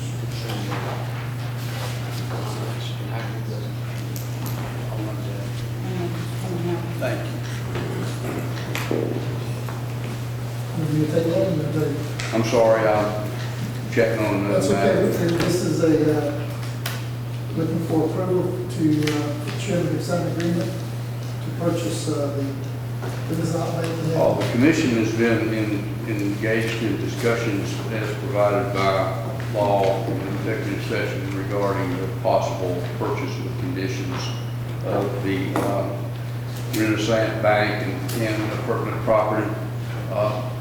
This provides for public disclosure, and you have an agreement that attaches all the conditions for due diligence and options to purchase the property at the conclusion of those periods with those conditions that are stated in the packet of material that you have. Very good. Might make one statement, since this is new to our public, that we've been discussing, is we've been needing a administrative complex for a long time. I know some of the cost estimates of building one could be as much as $4 to $8 million, depends on what you build. This opportunity came along as the Renaissance Bank was scaling back on their buildings, and they want to move to somewhere on 21. So it's an opportunity to obtain a building that has something less than 16,000 current square feet, about 4.5 acres all total. Much more square footage than we have right now in our office areas in this area. So we have the opportunity to purchase this for, as the contract says, for $1.5 million. Even with improvements, we think we're going to hopefully save the county a lot of money and provide a very nice location in our county seat. And that hopefully our staff will appreciate having air that works all the time, and not wearing jackets one day and maybe ADA accessible and all the things that we need to have a nice presentation and a good place for our staff to work. So we're excited about the opportunity, and I'm going to believe we can build this building, they all agree. If we were close to twice that we're negotiating. So that's just an update for those who aren't familiar. It would be, because it's been executive session discussions. Any other questions or discussions from the board? We do have a due diligence, so if we find some issue, we can always back out of this contract and you don't lose a thing. Do you have a motion for alternative number one? Make a motion to approve alternative one. Second. Motion by Mr. Deloach, second Mr. Floyd for alternative number one. All in favor say aye. Aye. All opposed, no. Motion carries. Consideration to approve an agreement with AstroTurf for maintenance of Joshua Field and Clemson Morgan Complex. Mr. Chairman, you'll reference the revised agenda application. It was correct in the beginning. Those two items that you're about to read off were removed from the agenda. So the one that was posted has new business through number 12. So we are adding that item for the excise tax as new business number 13. We put two moved and y'all put two more back in there and changed them. Maybe you just did away with them all together. Okay. So where are we on? I got this agenda this afternoon about 1 o'clock, so I'm not sure what's changed. Item number 10, is it the appointment? Right? Okay.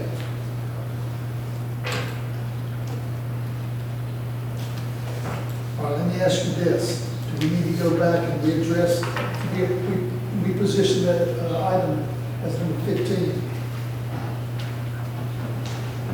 We did it 13, then we did it 15. I'm sorry.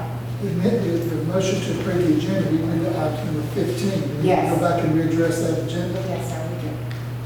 Okay. Or you can just state it now. So I'm not sure what to say, because I've got two agendas here. I Okay. came out this afternoon. What you're looking at on your tablet and the agenda that I handed you is what was published and is correct. So mine is right. Yours is correct. What is in your printed material? All right, I'll just go What through is the on your tablet. tablet? I'll go through the tablet. Mr. Chairman, I was just asked if you could ask for, go back to item number 9 and ask for public comment on that item. Which one? On the agreement for the bank. Okay, item number 9, ask for public comment. Just ask if anyone has any comments. Okay. Administrative by attorney, we need to ask on item 9 that we just approved, is any public comment about the purchase contract for the Renaissance Bank?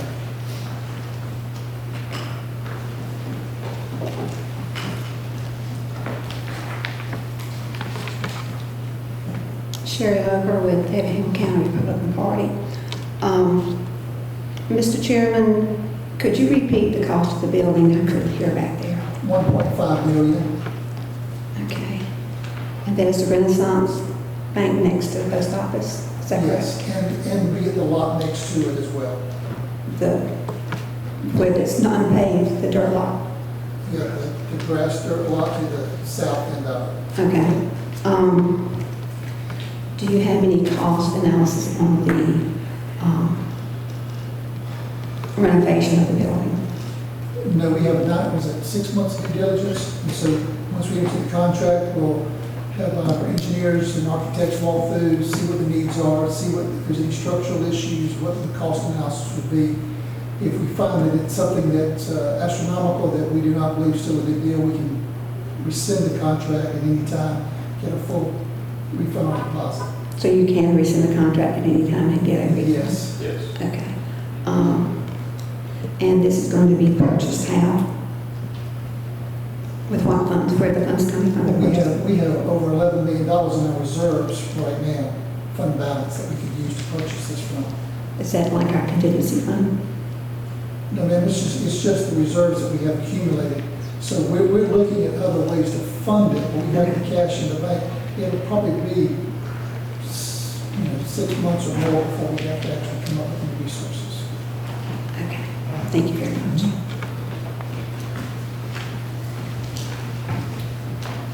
Any other comments from the public or questions? It's lost. Huh? It's budgeted, it's lost. All right, thank you. Our finance director is told we need budgeted in SPOS funds. You have additional comments? Coming from SPOS funding. Yes, it's coming from SPOS. It's budgeted in SPOS as of My now. way to get us under the admin complex. Yes, Isn't that in complex? yes. And just a little more clarification, I think there's 16,000 square feet in the bank, and I believe the lot next door, I think is 2.75. It's just under 3 acres, I believe. Is it 4? What's the total acre? Oh, Let me tell you, the bank is on 2.71 acres, the lot next to it's 1.6, we have a total of 4.31 acres. It has 600 foot of road frontage, 315 deep, so it's very, very large. And something under 16,000 square feet, you have the dimensions of the building, which is going to come under $100 a square foot, a commercial with an elevator. Easily accessible, I believe you could build a building anywhere close to $100 a square foot. yeah, and there's 2 elevators. There's an elevator on each end of the building. So,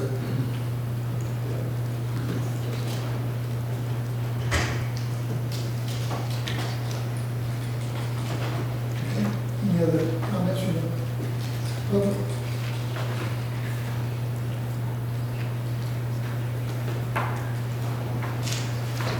Okay. I'll be a little slower than looking for this. So item number 10 is going to be consideration to reappoint Kelly Laracy and Larry Whittle to the Library Board of Trustees. Okay, Mr. Chairman, when we received a letter from Mr. Sloan dated April 18, it notes reappointment for Ms. Becky Long, Kelly Laracy, and Larry Weber. Kelly Laracy is actually an appointment for the City of Guyton, so we will not be reappointing her. Ms. Becky Long has, she sent me an email saying that at this time she will not be able to remain on the board. She's having some grandbabies, so she won't be able to remain on the board. At this time, staff is requesting reappointment of Mr. Weddle, whose term does expire on June 30th. His new term will expire on June 30th of 2022. Okay, any questions or discussion from the board?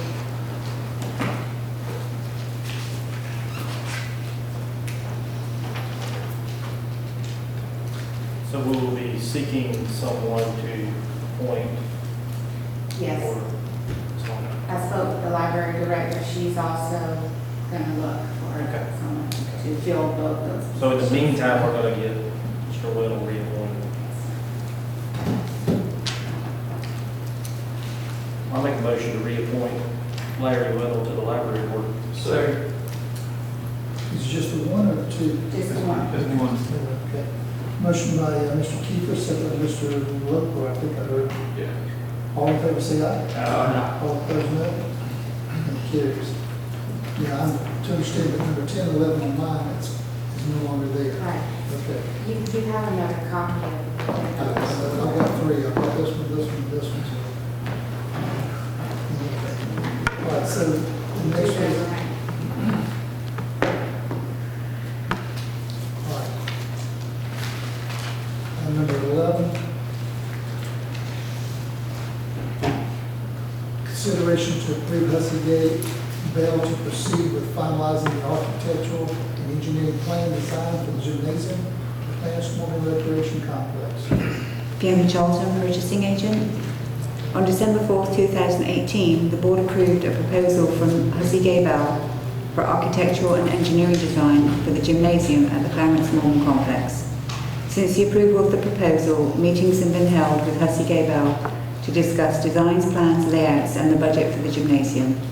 The design presented and discussed at the meeting held on June 11th, 2019, which you have in your packets, includes all requested changes, and as such, staff recommend Alternative 1, board approval for Hussey Gable to proceed with finalising the plan design. If you have any questions, I This gentleman is Board has here. any questions or discussions they'd like to, comments they'd like to make? This gentleman's from Hussey Gaybell, and if you have any questions, he'll be able to answer them better than I will. I'll come to point out a few things. From our last meeting, Fred was there. We made a couple tweaks on some door access at the back of the building, just for future maintenance. We need to be able to get a lift inside of the building, so those changes were made. Mr. Clarence had a request on adding a door, I believe, close to concession stands. That was added. And then also out front where the canopy is going to be, where people can pull under. He can correct me if I'm wrong, but I think originally it was 11 feet in design, and I think we raised that to 14 feet, I believe. So now hopefully this will never have to happen, but if it does, I believe our fire trucks would be able to pull under there with ease, so all of our emergency personnel, they would be able to come through with no problem. So other than that, I think everything was pretty good so far with all the discussions we've had. Appreciate those commissioners who've been constantly working with that, and all the staff is working with that as well. It has to be well, thank you. Any other questions or discussions? Do you have a motion to approve alternative number one? Make a motion to approve alternative one. Second. Motion by Mr. Deloach, second Mr. Lewis, to approve alternative number one. All in favor say aye. Aye. All opposed, no. And it carries. Thank you. Item number 12, consideration to approve a supplemental agreement between Georgia Department of Transportation and Effingham County related to Effingham Parkway. Thank you, Mr. Chairman. On May 1st, the county received a supplemental agreement from GDOT on Effingham Parkway, and I believe that was distributed to you all. I was out of the country at the time. Looking back at the record, it appears that you all received that, as did the county attorney. Chairman on May the 6th actually sent questions to Michelle Rogers, project manager for GDOT, outlining, I assume, the concerns that you all expressed, and there weren't really that many questions. Some time elapsed, and we were unable to get those questions answered in order to present this to you for your consideration and approval, because obviously we had some serious concerns on the first document that they sent us and basically rejected it. They took it back, I think, as a matter of fact. But in any event, they sent you the simplified agreement that modified 3 things and basically did not change the cost, changed some of the semantics. But we tried a couple of times to get Ms. Wright to respond to the questions the chairman raised on your behalf, and just was non-responsive. So finally, on June the 13th, I sent another, I think the chairman wanted this to be on the agenda anyway, but on June the 13th, I sent her a note following a string of inquiries that she made to Moreland Altobelli, just asking one more time, what's the status of the chairman's questions? I wouldn't think it would be that difficult to respond. Well, she did respond late that afternoon. So in order not to hold up the agreement, the chairman's questions were satisfactorily addressed on behalf of the commission, and hence we're proposing that you approve and authorize the chairman to sign the agreement and return it to GDOT so that we're not accused of holding up the project. Any questions that I can answer? She answered my questions. I'm not sure I like all the answers, but I do have. Any other questions, discussions? Do you have a motion for alternative number one? Make a motion to approve alternative one. Second. Motion by Mr. Deloach, second Mr. Lewis, to approve alternative number one. All in favor say aye. Aye. All opposed, no. And it carries. Thank you. Thank you. And then we'll do item number 13, okay, which is the agreement. We'll go back to the original item. Consideration to approve to renew the agreement for lodging excise tax distribution with Effingham County Chamber of Commerce. Ken Johnson, purchasing agent.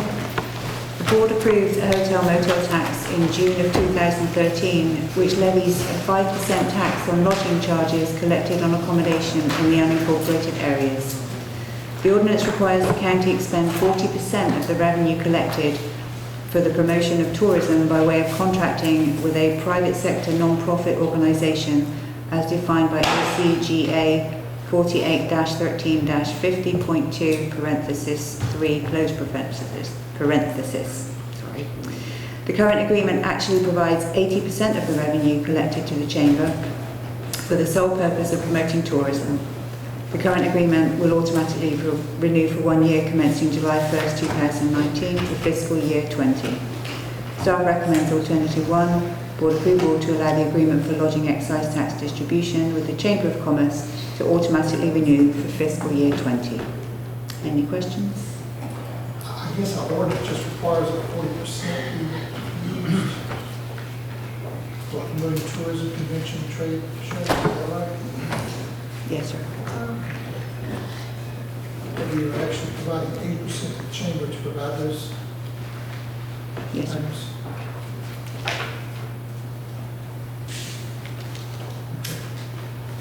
Any questions or discussions from members of the board?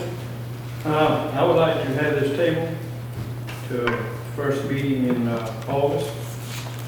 There's some stuff I want to check on, up on, and I recommend making a motion to table it to the first meeting in August.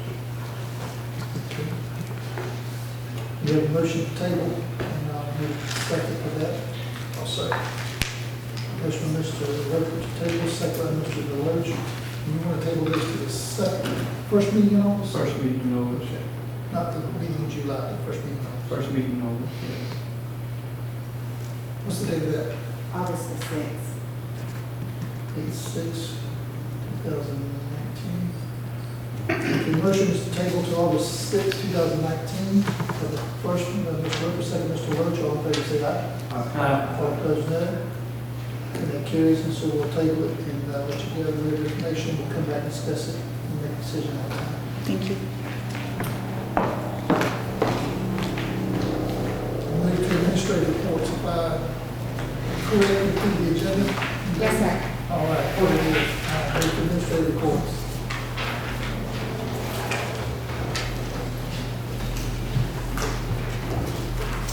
I do have a report and a request of you also. I left a packet of material by you, 5-year individual slots on the DS. And if I could take just a moment to go through this packet of material and get to the bottom line, which is the advertisement. As you know, and the public may or may not know, we're engaged in a search for a regular county administrator, county manager, and there's discussion about which title to use and what the duties and responsibilities of that position should be.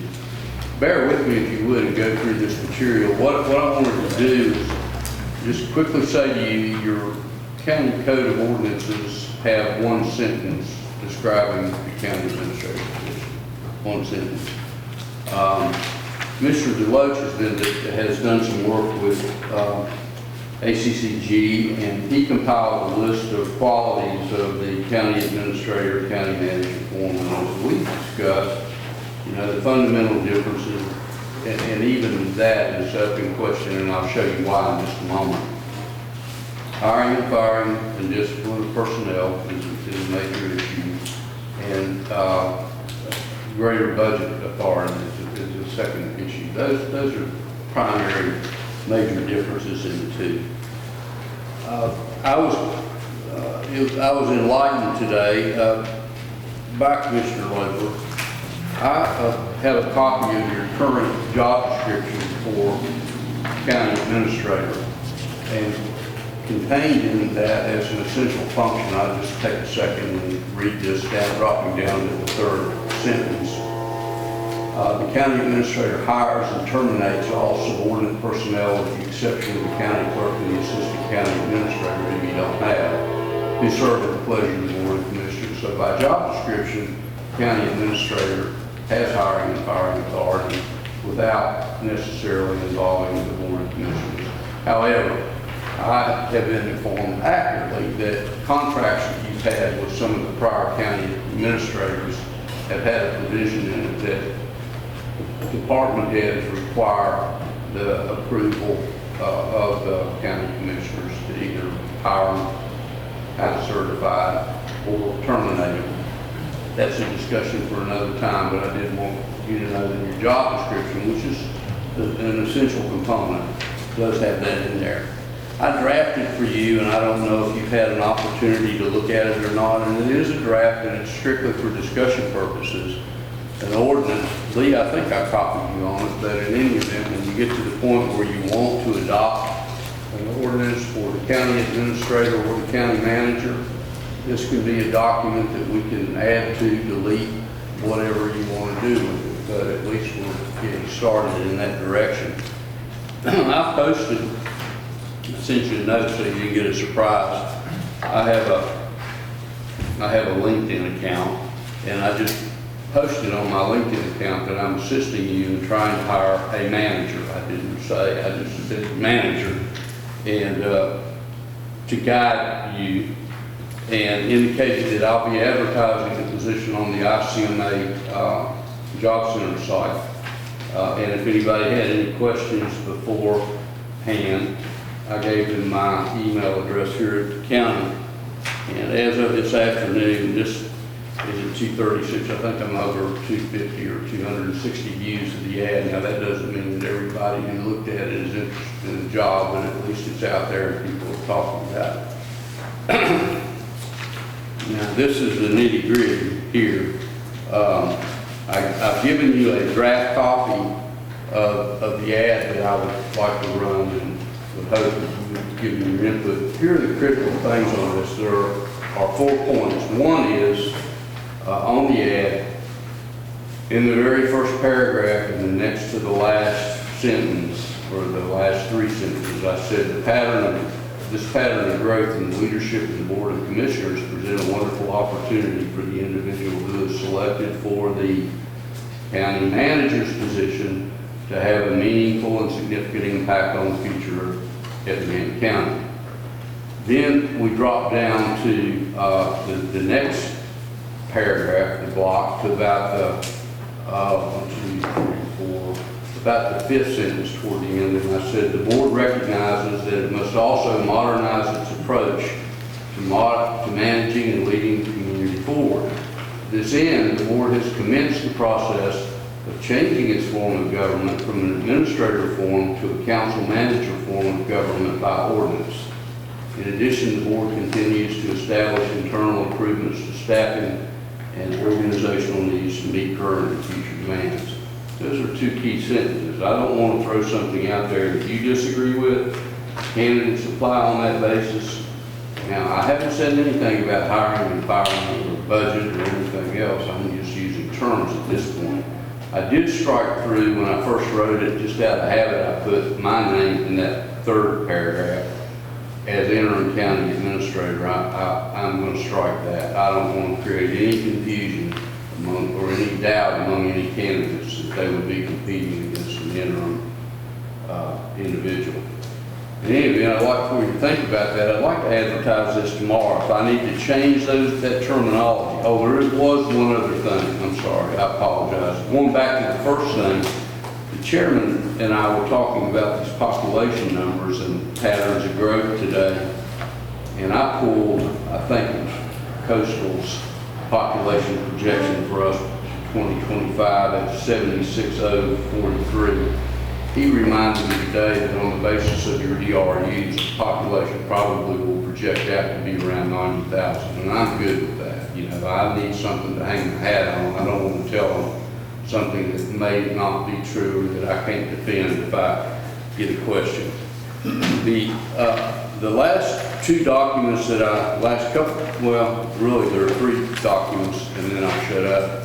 This is just simply an ICMA publication on the council manager form of government, and it points out some of the positive attributes. Now, it's written for cities, but the same thing applies for counties. And just one example, 2/3 of Moody's AAA bonded rated communities operate under the council manager form of government, and it goes down to enumerate the other advantages. Billy, can you repeat the deal with 90,000? You said 90,000 population? By 2025. Okay. Yeah, no, I didn't say anything about salary or benefits. I did make a broad statement. If you want to go back and look at it, it's something like that you'll provide for the extraordinary person we're seeking, you're going to provide an exceptional package, I think is what I said. I'll just make sure we come up with a creative way to grow the population overnight.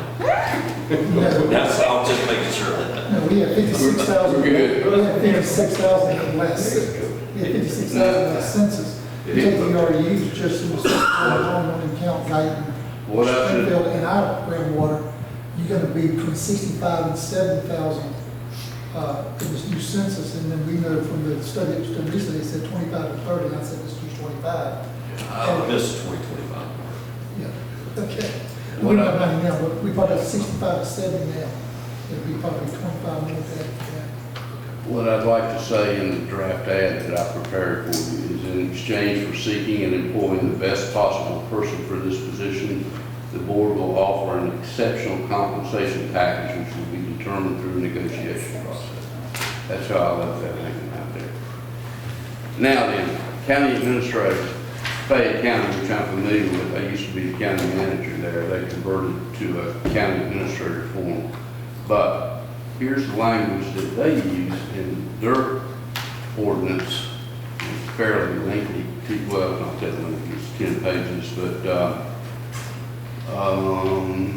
Bill, one of the things you're asking though is that advertisement that you've written up, but there's a couple of exceptions. You want to know if anybody has any objection? yeah, I want to advertise that ad, but I also want you to be understanding this so as you move into the discussion. But yeah, if nobody has any problem with the language that I used in the Let's ad. address that if we can. The language he gave me that is printed out for you there with the change of the 90,000 to 2025. And that we're going from the county administrator to a county manager form of And government. council manager is in there. All the things that you lifted up. Does anybody have an issue with him making that advertisement? You'd like to put that out there tomorrow? Any issue with that?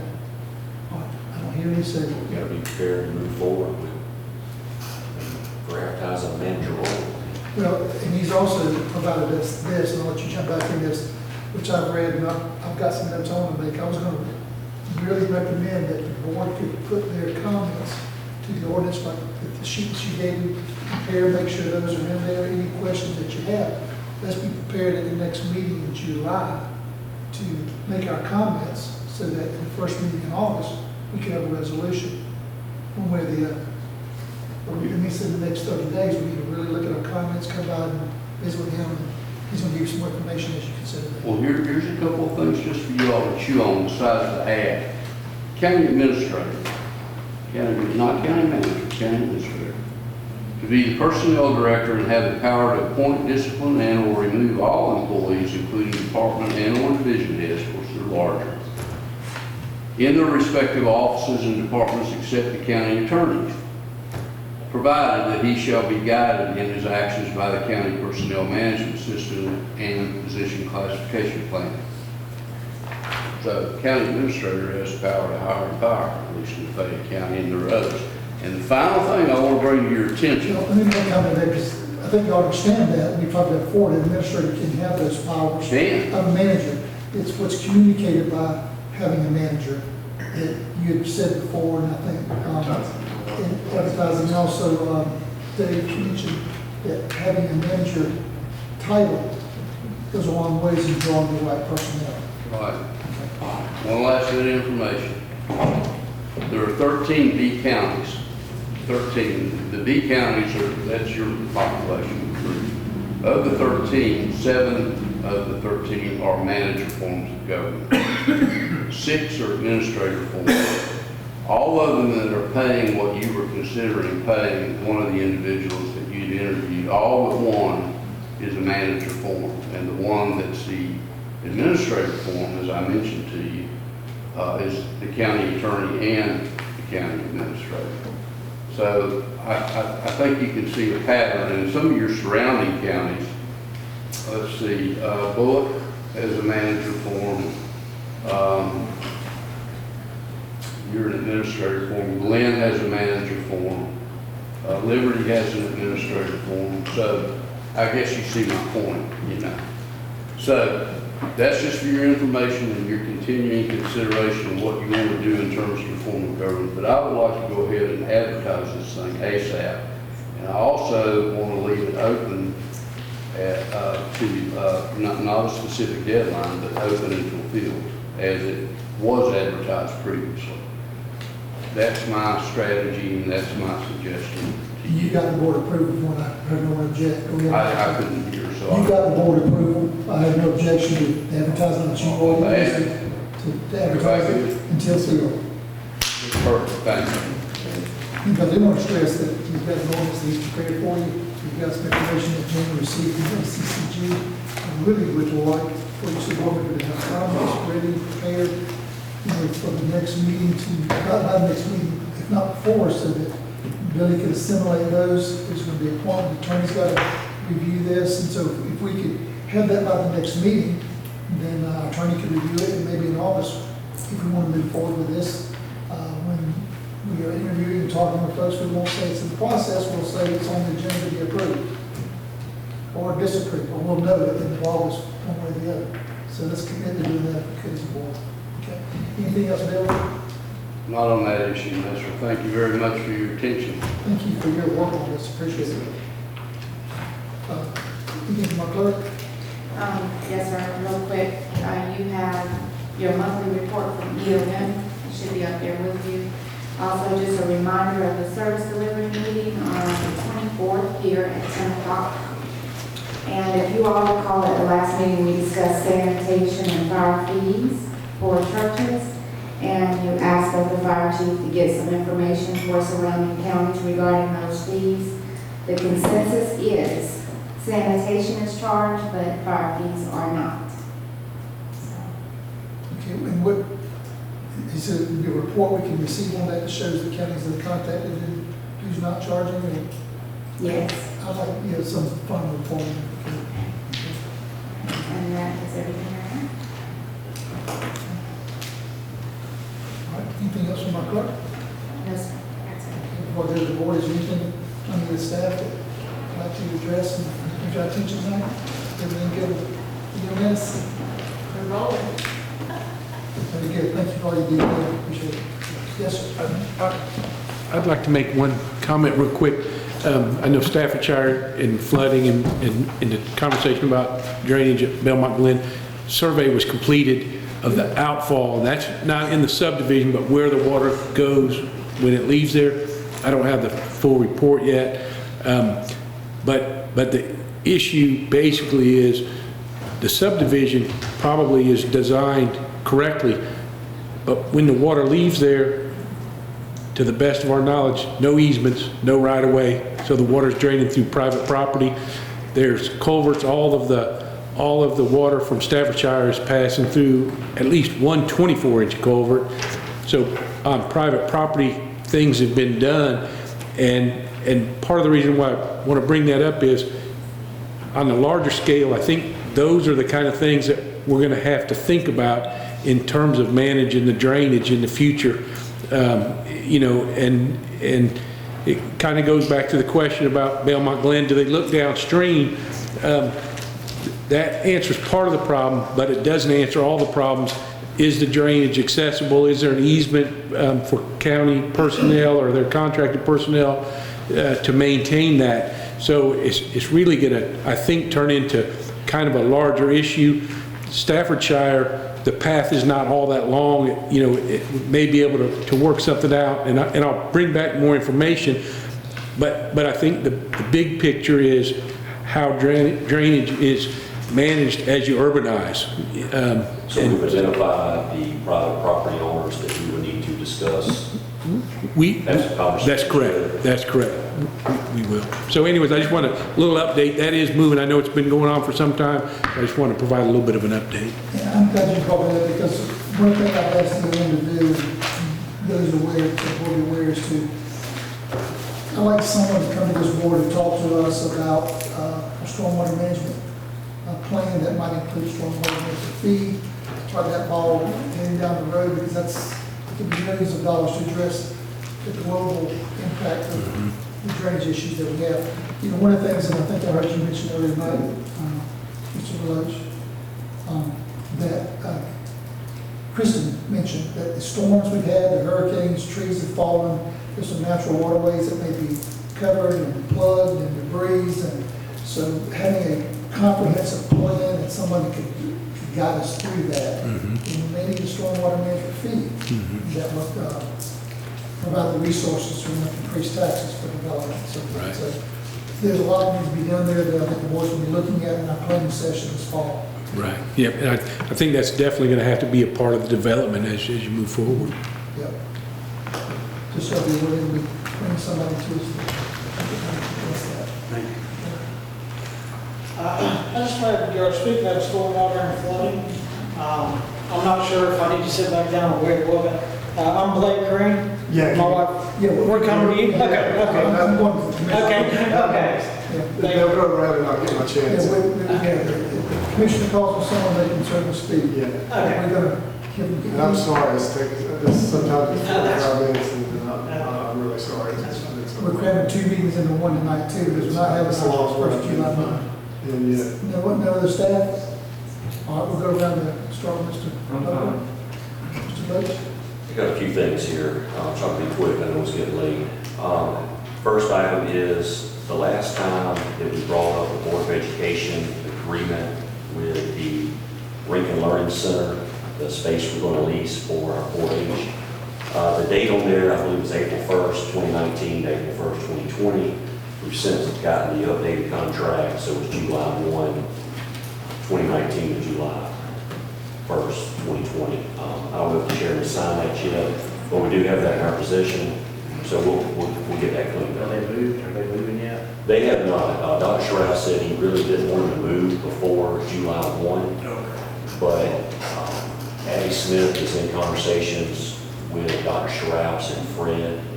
They allowed us to paint some rooms. They wanted different colors, so they're in the process of doing that. So that whole process is still moving forward. Second thing, I just wanted to state, it's been a nice process dealing with Robert Armstrong with Hussey Bell with the gym design. He's been extremely transparent. We have meetings, he takes notes. After the meeting, he emails us his notes, so everybody's on the same page. So it's been a good experience dealing with him. The last thing, I just want to talk about our EOM, Public Works, and our emergency personnel, EMS, and our fire service.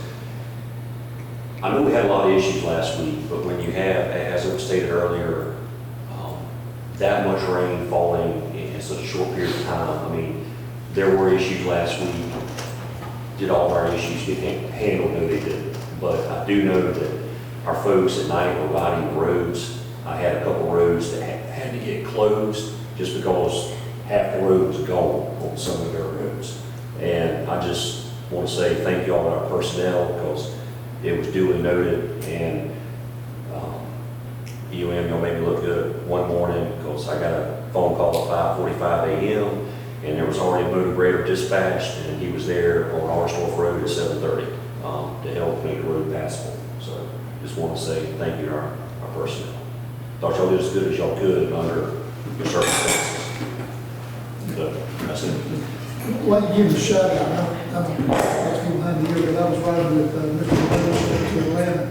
And I was impressed with something too. This is the kind of board we have. I feel like we had a call about a drainage problem inside the city. He could very easily say, well, I'm in the county, that's not my issue.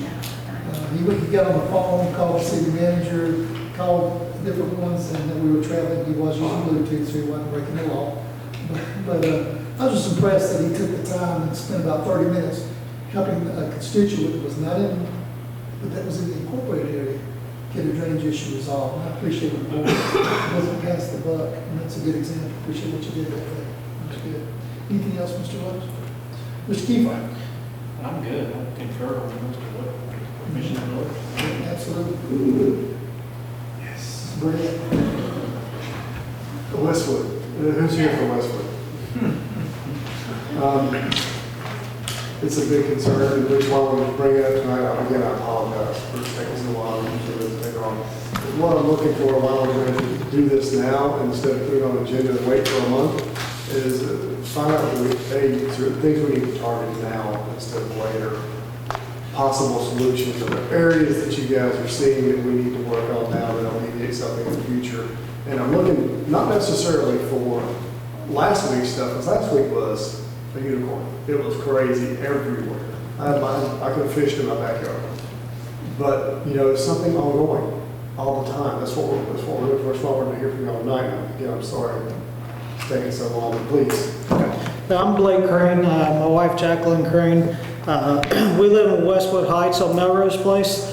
We purchased our home in 2013. And since then, every rainstorm has been hell. If I can pass some pictures to see I'll have in y'all's document. And this was just during the last. This was just during this last one. I've got photos galore of everything else. Now I'm going to explain to y'all. This is pictures from last week. That's from last week. Does this happen every That's my property almost every big rain. If you look in those pictures, the grade levels, and I have all sides of my house in each one of those pictures. My neighbor to the left sits about 10 inches higher than me. My neighbor to the right sits about the same. Across the street sits about 14 to 16 inches higher. So in every rain, with the poor drainage in Westwood, as well as just poor design and executive sign-off when that house was built, that whole lot sits below grade level everywhere. So as you see in those pictures, that's my house on every rain. Of course, not your pop-up showers that last 10 minutes. But during storms that it'll rain, you know, for 30, 45 minutes every day for the summer, you know, during coastal waters, that's what my house looks like. Is it getting in the house? We've had two occurrences. Last week it got in the house. I've got 2 kids. It's very dramatic for them. They see it. They sit there and cry. You know, my kids, you know, they're not able to enjoy, you know, rainstorms, storms, because they're worried about being flooded. Is this whole area a flood zone or anything? No, it's not a flood zone. You have to carry flood insurance? We have insurance now. I did. Yeah, after the first time it flooded, we purchased flood insurance because of, thank goodness, the first time it flooded was Hurricane Matthew. It was a natural disaster, and FEMA stepped in. If not, we would have been without. And you know, I'm here today just to get something done, because the drainage in Westwood, on top of the inspector who signed off on this house in 1976 when it was built, as y'all can all see in those pictures, was well below grade and should have never been signed off to like that. I don't know that that's correct statement. I don't know that we sign off on flooding and not flooding. I don't know that you're figuring that out. I think we sign off on whether the land and the water is leaving the property from this construction in fashion that was there. The health department signs off on the septic systems or sewer systems or water, whatever. I don't know that we approve a certain level. And I don't even know what we had in place back in '76. Yeah, well, I just moved into the county. I don't know if we have a spec back then. We have to do some research, but neither here nor there. We have this drainage issue. Show pictures tonight. I can sympathize with you. I used to live in Westwood. Yeah. I live in John Glenn. I remember when from John Glenn over, after a rain like this, before any of those houses were built, there was water. There was a lake all the way across McCall Road. Mm-hmm. And I thought I started building those houses. This is crazy. Because Yeah. so somebody's done a miraculous drainage job just to not make it flood every time it rains, but it used to be really worse. Yeah. But we have a global issue within our county that we're going to try to address. That I had a constituent over off of Hodgeville that called me, and they've got water up to their port. So we live in a very flat county. We talked about some of the issues tonight, the storm, some of the natural displacing the water that goes into our creeks. We have to look at that. And I know I saw some previous emails that we issued from Ms. Jones when she was here. There was a couple $100,000 she noted that was spent. They paid what we could several years ago. Yeah, that was on Green Street on the opposite side that really didn't have, Yeah, but that took part of my brother's front yard. Yeah. He had a flat front yard. They took part of that. The ditch is caving in that they dug out. That was pointless. That's the problem. There's upstream from his house, they got the culvert pipes in, no ditches in those houses, so it runs straight into his low property. And there's, When you can see those pictures, all the houses around that water. and even your own county ordinances, it says you need to protect the homeowners. yeah, on chapter 34 in the coding zone ordinance, it was implemented in 1972, 4 years before my house was built. It's all in here. Everything should be above grade level as to the surrounding properties. And it's And not- it wasn't, and it was signed off like that. Your own ordinances weren't abided by. Well, without researching that, Yeah. I hear you. Oh, yeah, no, yeah. We'll follow up. We're Yes, just sir. receiving information. 116 Melrose Place. I'm not sure there was a building inspector. Yes, there was. Wasn't like I've worked construction all my life. So I don't remember. And did you have it inspected when you bought the house, or? We did have it inspected, and, I We mean, weren't told. we weren't told anything. I mean, you know how we found out? The first rainstorm, our neighbors came over and said, well, I'm glad you didn't flood, because it would be the first time. And that's another thing, they were supposed to be notified that it was a flood. They asked if they needed flood insurance, and they said no. So we're not in a flood zone, we would not need flood insurance. Which, by your county map, we're not. But by the way the land and property was built, we are.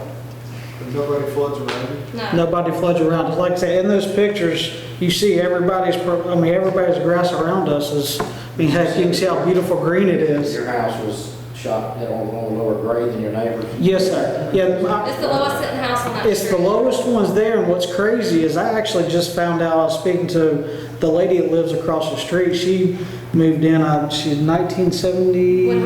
When her house was built.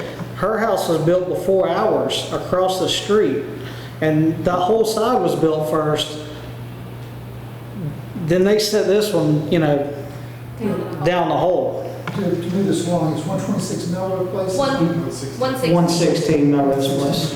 Melrose Place. Okay. I think our first step would be get the engineering out, take a look at it, and see if, from a county standpoint, something we need to work on. Yeah. I'm not sure, it's really like I Yeah. said. We need to do some research. Like I said, we got about a dozen places where the water's right up to the door this past rain that have come to our attention that we've got to address. This is one of them that we'll note it, we'll look at and review. Okay. Some of us are new to the board since any addressing has been done in the past, so we'll have to catch up time. Hopefully we can do that shortly. Yeah. No, I mean, and I really appreciate Mr. Burdette reaching out, because, our email strand he saw goes back years, and he's the first gentleman that even sent us an email allowing us to come speak on behalf of this issue. So, I do appreciate it. And then we'll definitely look into this. I don't know where to go from there, I'm new. Yeah. And I'm learning as I go. We've got good resources here, we've got a great staff, we've got a great board, we've got a great engineering firm that works with us. We'll go get some answers. Thank you for letting us share. Yeah, and one thing I told myself I was just going to let y'all do is, I don't want to come up here and act like I'm trying to throw something out there, because I don't want to deal with it. We could just sell it and move our kids out. Guess what that does? Pass it on to the next person What was happening? instead of getting it addressed. Sure. And that's my biggest step right now is, do I sacrifice my family? I don't want to, no, but since he reached out and allowed me to come up here and, stand in front of y'all and express my concerns, right now, that's what I want to do, so I don't pass the buck on to another family that has to deal with the same thing. Sounds good. Give us a little opportunity to review with these other dozen places that have written to us, and we'll see what we can look at with us. Okay? Thank you very much. Thank you very much, I appreciate it.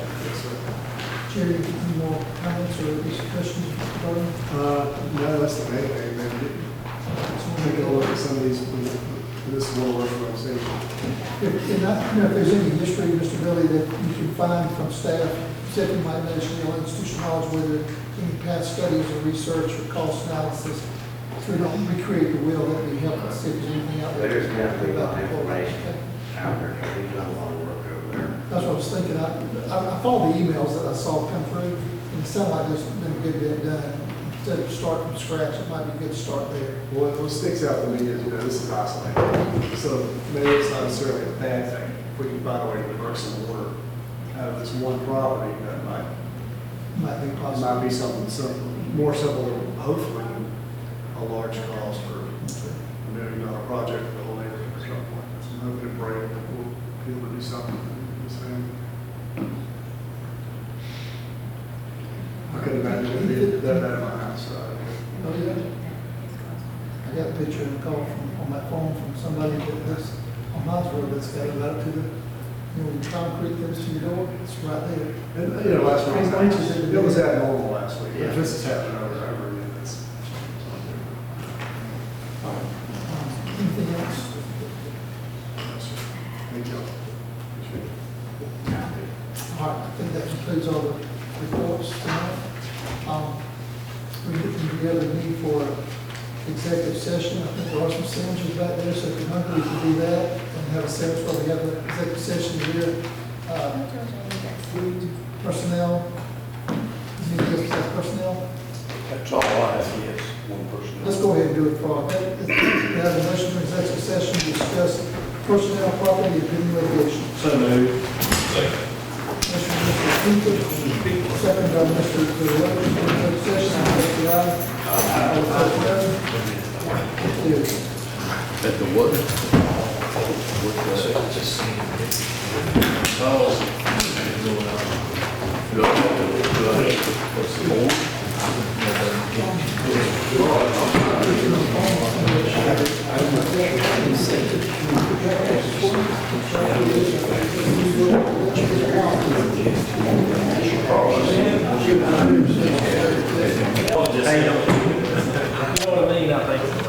Ready? You have a motion to go back into regular session. Make a motion to go back in regular session. Motion by Mr. Deloach, second by Mr. Glover, go back into regular session. All in favor, say aye. Aye. All opposed, no. Make a motion to adjourn? Executive session minutes. Discussion, the executive session approved on May 21st, 2019, June 4th, 2019, and June 11th, 2019, executive session minutes. So moved. Mr. Loper, And I will abstain. Second. second by Mr. Burdette, abstaining, Mr. Deloach, all in favor, say aye. Aye. All opposed, no. And it carries. And then now a motion to adjourn, Mr. Loper. Make a motion to adjourn? Second. Motion by Mr. Loper to adjourn, second by Mr. Deloach, all in favor, say aye. All opposed, no. And we are adjourned.